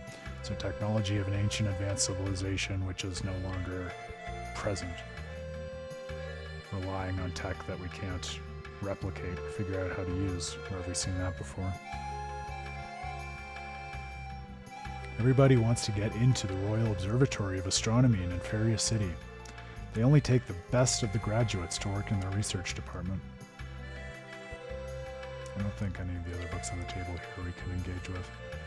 So notice, and again, keep in mind Pottery's earlier comment about how we interpret language and the spin that we put on things. Again, remember, the Kramal cage, it's called a cage. We're binding Kramals within it, but at least the bent of some of the research seems to be geared towards which crystals Kramals actually enjoy inhabiting and feel at home in. Since I think Pottery also was already making the comparison between Quiki and a Pokemon, it almost puts one in mind of a Pokeball, right? The idea of this habitat of captivity that can still be hospitable for the thing housed within it. But is that from our perspective or the perspective of the Kramal? Remember, one of the key debates and something for us to keep in mind as we go forward is this open question of whether, it's the other door to the library, right? The open question of whether a Kramal, regardless of its being a living being, is furthermore an intelligent being. And researchers haven't decided that yet. I wonder if we'll get a perspective on that before this is all said and done. Can I help you? Could you tell us where Keel Zabel is, please? He should be a student here. So this will probably become more obvious in some of the voice scenes, but one of the things that was interesting to me playing this for the first time, because it doesn't come up earlier in the series, and to my knowledge, it's not as much of a bigger thing in any of the later games, off the top of my head, although I think it comes up here and there. Text boxes that overlap, like show up at the same time, or one runs into and interrupts the other. It gives it an interesting dimension. The dialogue and conversations, which again, in a game that seems largely concerned with the nature of conversation, I don't think is a coincidence, and adds to the representational content in a way that I think is only helped by the fact that some of these lines are not voiced and force us to just attend to the text. Of course, I'm voicing it, but you take my point. Tell us where Keel is. He should be a student here. Pardon me, but what is your relationship with the student? We're childhood Where is family? Our father is sick, and we have to get in touch with him right away. Just a moment, please. So notice, because she was also perfectly willing to steal the collector's book, Farah seems to have a kind heart, limitless compassion, and no problem bending the rules to get her way. Oh, Tales games with interesting text boxes, you say. I'm sure I have no idea what you, Pottery, who's famously not interested in any particular Tales game, have in mind. ID number 34604, Keel Zabel, Light Kramal Department. Light Kramal Department? Where is that? Un kununyo, puntut gayan, anton yausu. Nato rigo. Nento mano kui quiki. Uh-oh. What do you think you're doing? Thanks for everything. Okay, goodbye.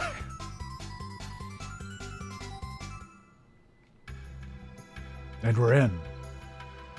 All right, this is the last building in the academy. Well, the only building in the academy, but the last building in town, and I think we'll be at a good point to wrap things for the evening. Welcome. You've come to volunteer for the experiment? All the labs. Experiment? Yes, the experiment on withstanding high temperatures. I don't have many volunteers, because it's extremely hot. Bye! Hey, wait! I forget if can we go back into the labs and is something else happening? I don't remember. Welcome, you've come to volunteer for the experiment? No, it's just the same. Bummer. I thought there were some that change. It might be if you come back at some point. So this must be the Light Cremo Laboratory. Wait, okay? We'll be right back. Munyo tinan inkorayo nanson banyu.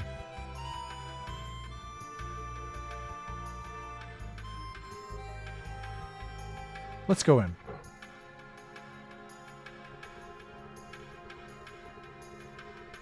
They look quite busy. Let's go look for someone who's willing to talk to us. Don't talk to me right now. I'm in the middle of an experiment. So much to do, so little time. I'm busy here. Can you please leave?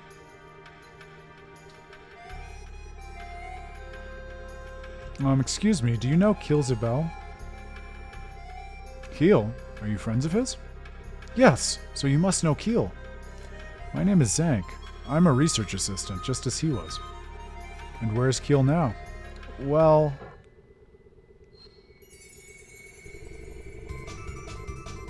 What's happening? Merity! Oh no, Penny! Yuzu! Squeaky! Squeaky!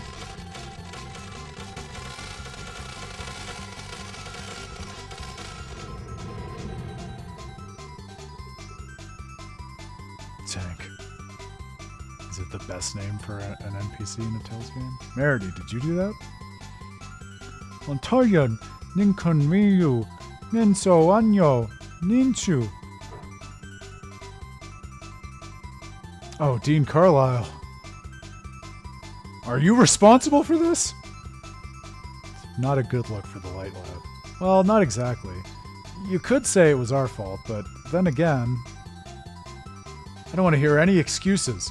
What are you going to do about this damage? Well, I don't know. We have 10 gold. Zank, show these outsiders to the exit. Kick them out of school grounds. Yes, sir. So notice, if you missed it, the jewel on her head shined, and then everything in the Light Cremo lab went on the fritz. Don't worry about what the dean says. Carlisle has a short temper, but he'll forget all about it soon. I'm sorry. Can I ask you a question? Was that the Melnix language she spoke? Antonio, Ninso, Kinyu. The Melnix language. I'm sure of it. All the Cremel mage spells are in the same ancient language she was using. I'm studying about it in school now. Does that mean you can understand what Merity says? I'm afraid I can't. Your average Cremel mages shouldn't be able to speak such pure Melnix language. Is she a...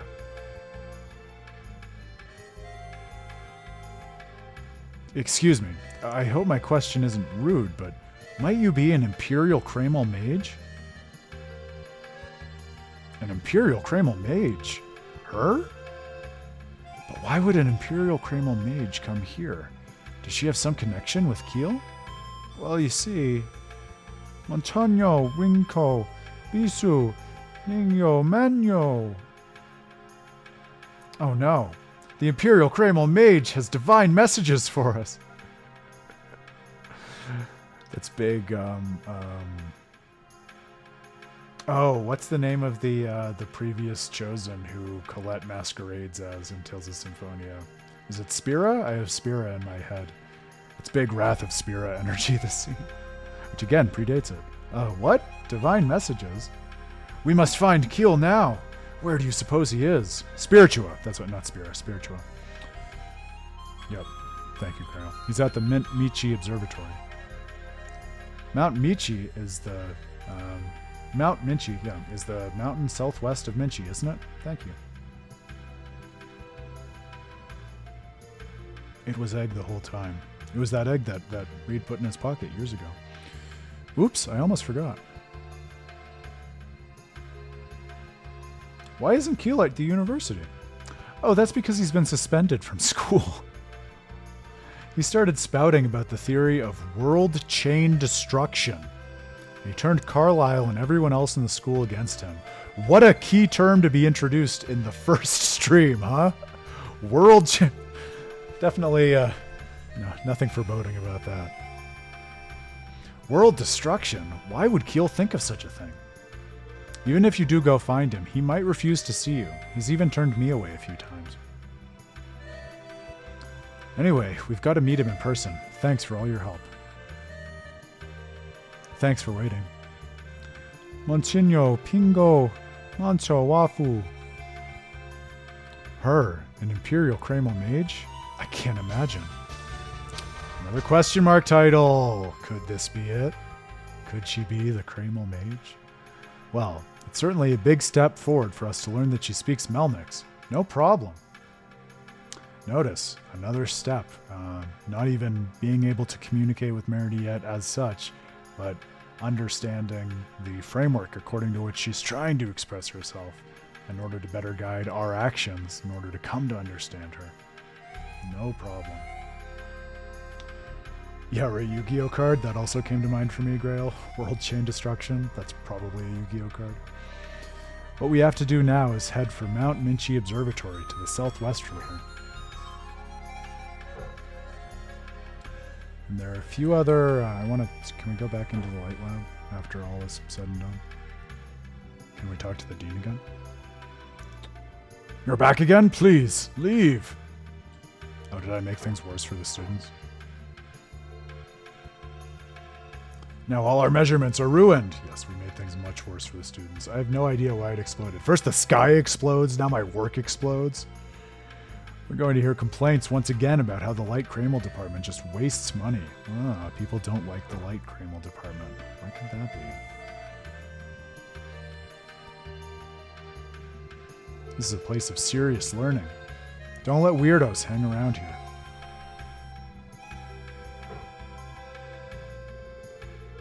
Professor, the Wind Cremels.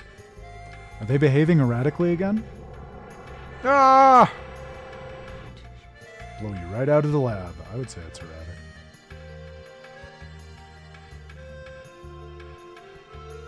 I stayed up all night studying. I can never remember the equations. What are you talking about? Today's the history exam. Math is tomorrow. Oh, just kidding. The math exam is today. What? Something wrong? Oh, I don't think he appreciated that. You had me so scared I forgot everything I studied. This is bringing back visions of undergrad and the stress dreams I've had since then. Lab preparation in progress.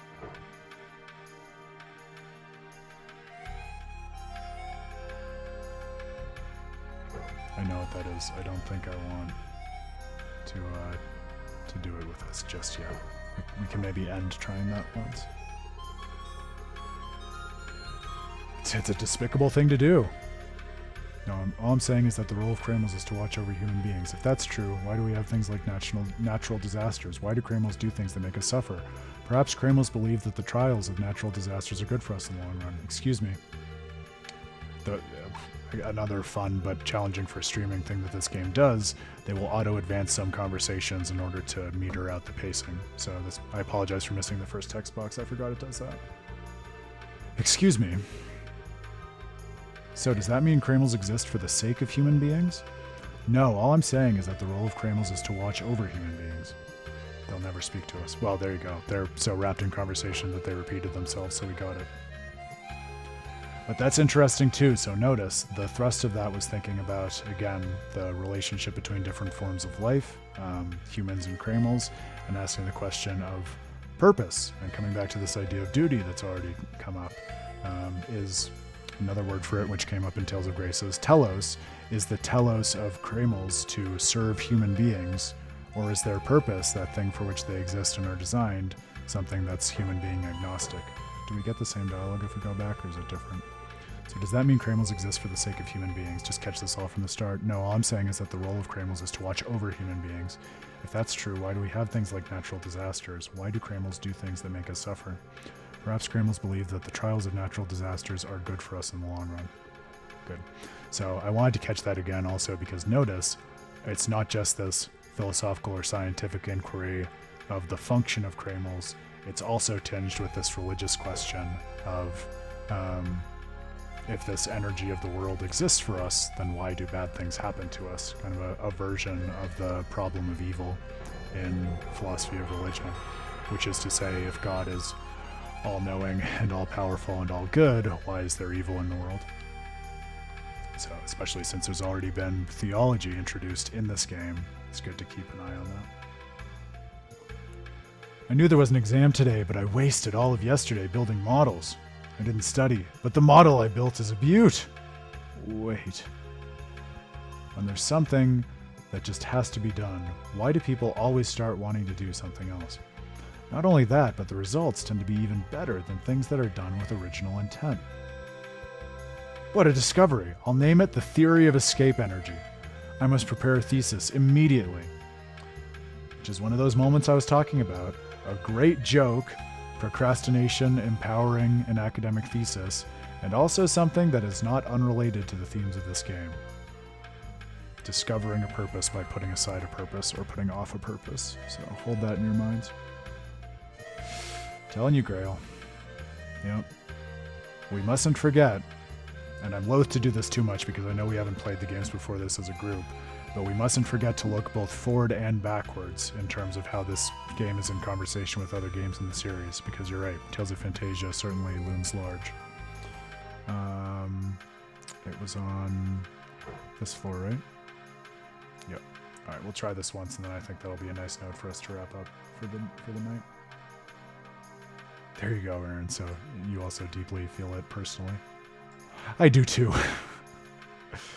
Ask me whether I've rented an apartment in LA yet.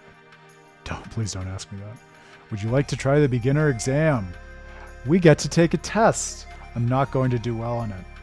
But I did back when I played this for the first time because the stuff on which it's quizzing me was much fresher in my mind. And you'll see what I mean by that. Alright, I wish you the best of luck. It'll be fun to see what I get from memory. Chelsea. And if you don't know, go play Tales of Destiny. This is a cameo. Chelsea is a character from Tales of Destiny who has come up to read exam questions for us. And I've mentioned before on the stream, really the first couple of cameos in the series, so you get this in Tales of Destiny also with reference to Tales of Fantasia before it, are really like framed around topical trivia questions. This is what I mean. So you're witnessing sort of the first version of cameos. Yep, that's Chelsea Grail. I will be reading the exam questions for you. Are you ready? No. There's a reason I don't talk about her more in my study on Tales of Destiny, but I think if you do spend the time to invest in her, my argument entails that you should probably leave her alone. But if you do invest in her, I think it's heartwarming what you can learn about her. Are you ready? Let us begin then. Question 1. Which game was not featured in Namco Museum Volume 3? This is one that I'm hopeless on unless it's purely from memory. Maybe? No. Wrong. But some are about Tales of Destiny, which obvious, but those I had played this right after Tales of Destiny, so I knew at the time. Follow along, chat.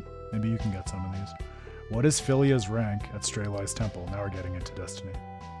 She is priestess. Okay, that was an easy one for Destiny.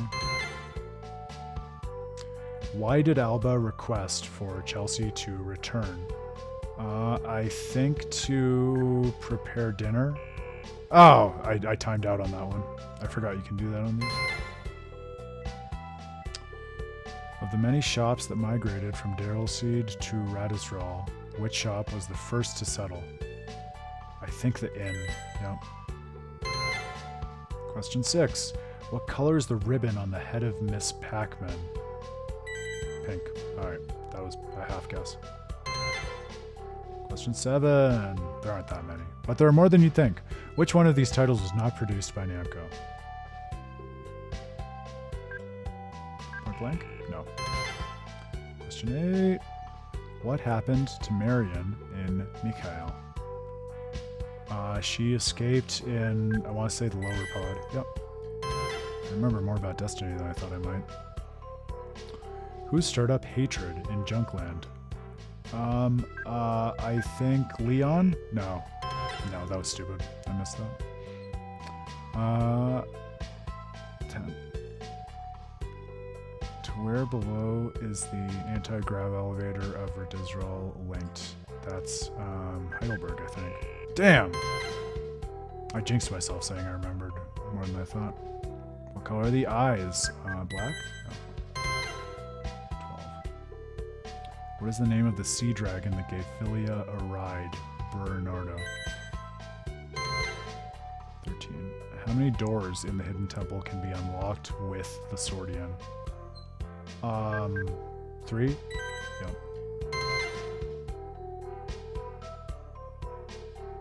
Question 4.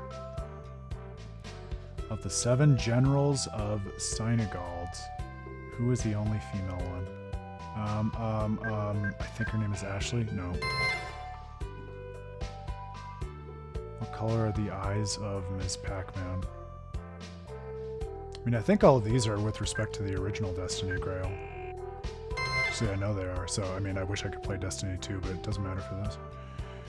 Which one of these does not belong on the list? Oh yeah, because Destiny 2 is after this. We talked about this. Question 17. Which character does not belong on the list? Stan. Yeah. Because he's the only one from Tales of Destiny. In the castle, what item possessed by Stan's party is used as a homing beacon? Tiara. No. 19. Which character is the official mascot of Namco? Pac-Man. Some things never change. Which item is needed at the frozen river north of Snowfria? Furcate.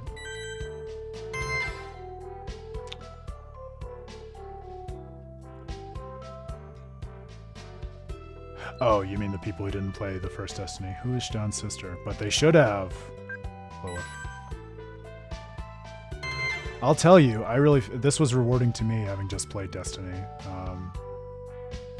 It felt special. More so than I was expecting it to. What is the name of the bio ally found at Trash Mountain? Oh, Belcelium, I think? Yep. What is the name of the navy that resides in Aquavale? Oh, I think Black Cross. Yep. When Carol reappeared in Moreau, she said, "People call me Blue Lightning." Yep. Question 25. Which game was not featured?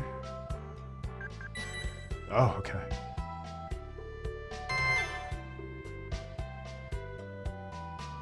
Oh, yes, I think I remember you mentioning that before, Grail. That is fun.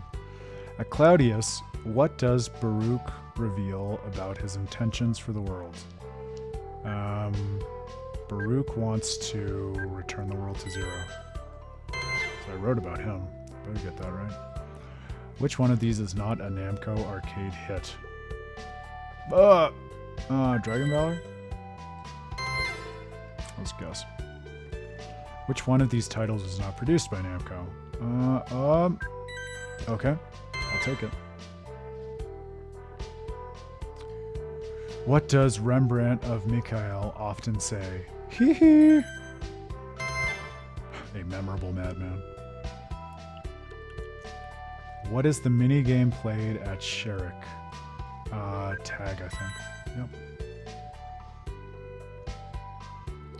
I know. That's got to just be a translation thing, right? Because Carol is definitely a guy. Try harder next time. Chelsea. She's leaving. She wouldn't want her grandfather to worry about her, which is the best thing for Chelsea to say. Yeah, I forget if they just want a ridiculously high score or a perfect score, because you'll notice students caught cheating during the exam will be expelled immediately. You might have noticed there was an advanced room up above, which becomes accessible later in the game. We can't get to it now, but I did make the effort to memorize all of the answers about Namco trivia to be able to get it all, and it does give you, I think, a title like Quizmaster, and then it lets you advance later on, where you get another Tales of Destiny character asking you, I think, even more questions with a harsher time limit. But yeah, very fun. I mean, certainly not the same kind of cameo in terms of like depth and narrative intersectionality that you get in the later games, but you know, for a place to start, pretty fun. And situated in the context of an academy and learning and studying. It's like in the first one, if you go to Tales of Destiny, like Cress and Archie have similarly inexplicably shown up there to help the heroes get better abilities to be able to save the world, basically. And in order to get them, you have to answer trivia questions. So I like that as a way of starting. All right, friends. Well, that's right, try harder. Just like Alphen. She's just like Alphen for real. I think that's going to be the best place we have to wrap up our first journey through Tales of Eternia together. So between 3 hours and 4 hours, but again, I'll say if people have preference for one versus the other, and I will get into the habit of getting the VODs back up on YouTube. I'm sorry, that's been just a never-ending delay, but I'll prioritize that as we get on to our next journey. But man, I am already just falling back in love with this game. It's so nice to have arrived back at it naturally through our other journeys together on Tales of Praxis, and I'm so happy to be playing it through for the second time in the context of sharing it with all of you. So I really hope that can be rewarding and a fun exposure for most of you to a Tales game you've never played, for Grail, for something that he's played but maybe not in a while. But I think it's gonna reveal a lot to us in terms of what it has to say, the value of a game in this era, windows into the Tales series you've never considered before, and more, the spiritual journeys that we can take through games, and the value that promises. So we've already got some stakes in terms of what the world is like, what sorts of beings occupy it, what sorts of value systems and cultural systems inhabit it. And next time we're gonna hopefully get to know the man, the myth, the legend, Keel Zabel himself, get to know more about what is at stake in this journey. And maybe, just maybe, we'll be able to find some better means of communicating with Meredy and Queeky and start to get some group identity as a party. Keep thinking about all the things that we're dwelling on and noticing so far. I will tell you, I got drawn into the game for a lot of the representational reasons that we've been talking about so far, but I think the real magic for me that made me fall in love with it is that it's also one of those games where, as we get further into it, many of the little details and moments that you didn't consider the first time end up having this mind-blowing kind of impact based on where the story goes and how the world evolves. So stay along for the ride, and if you do, if you have it in your mind and heart to do so with us, I think it's the kind of journey that will reward that attention. I know it is, in fact. That's right. It's well, and like I said, Grail, just as the library pointed to, it's the kind of game that really rewards spending time in those towns, and I can promise you'll get a lot out of it. But yes, just like Spurious. I know, and I have reason to believe there are plenty further reasons to me and Keel before it's all said and done. All right, my friends. Well, thank you so much for a great kickoff of our 9th live book club of Tales of Praxis together. That's really special to me too. One more and we'll be on double digits of games in the Tales series. Can you believe that?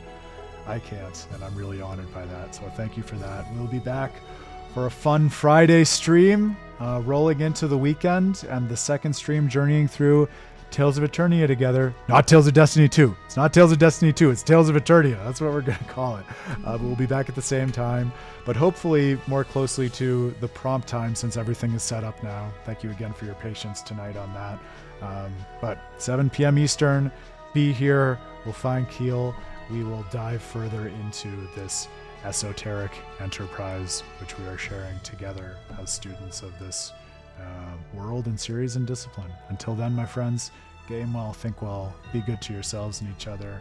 Hop on the Discord, join the conversation about this, Shadow of the Air Tree, anything else that might be on your mind. Lots of good chatter going on right now there. This has been Tales of Praxis. I've been your host, Aaron Suduko. Go to withtheterriblefate.com if you need any more analysis between now and then. But I'll see you back, same time Friday. Don't be late, and I'll do my best not to either. Till then, my friends. Cheers.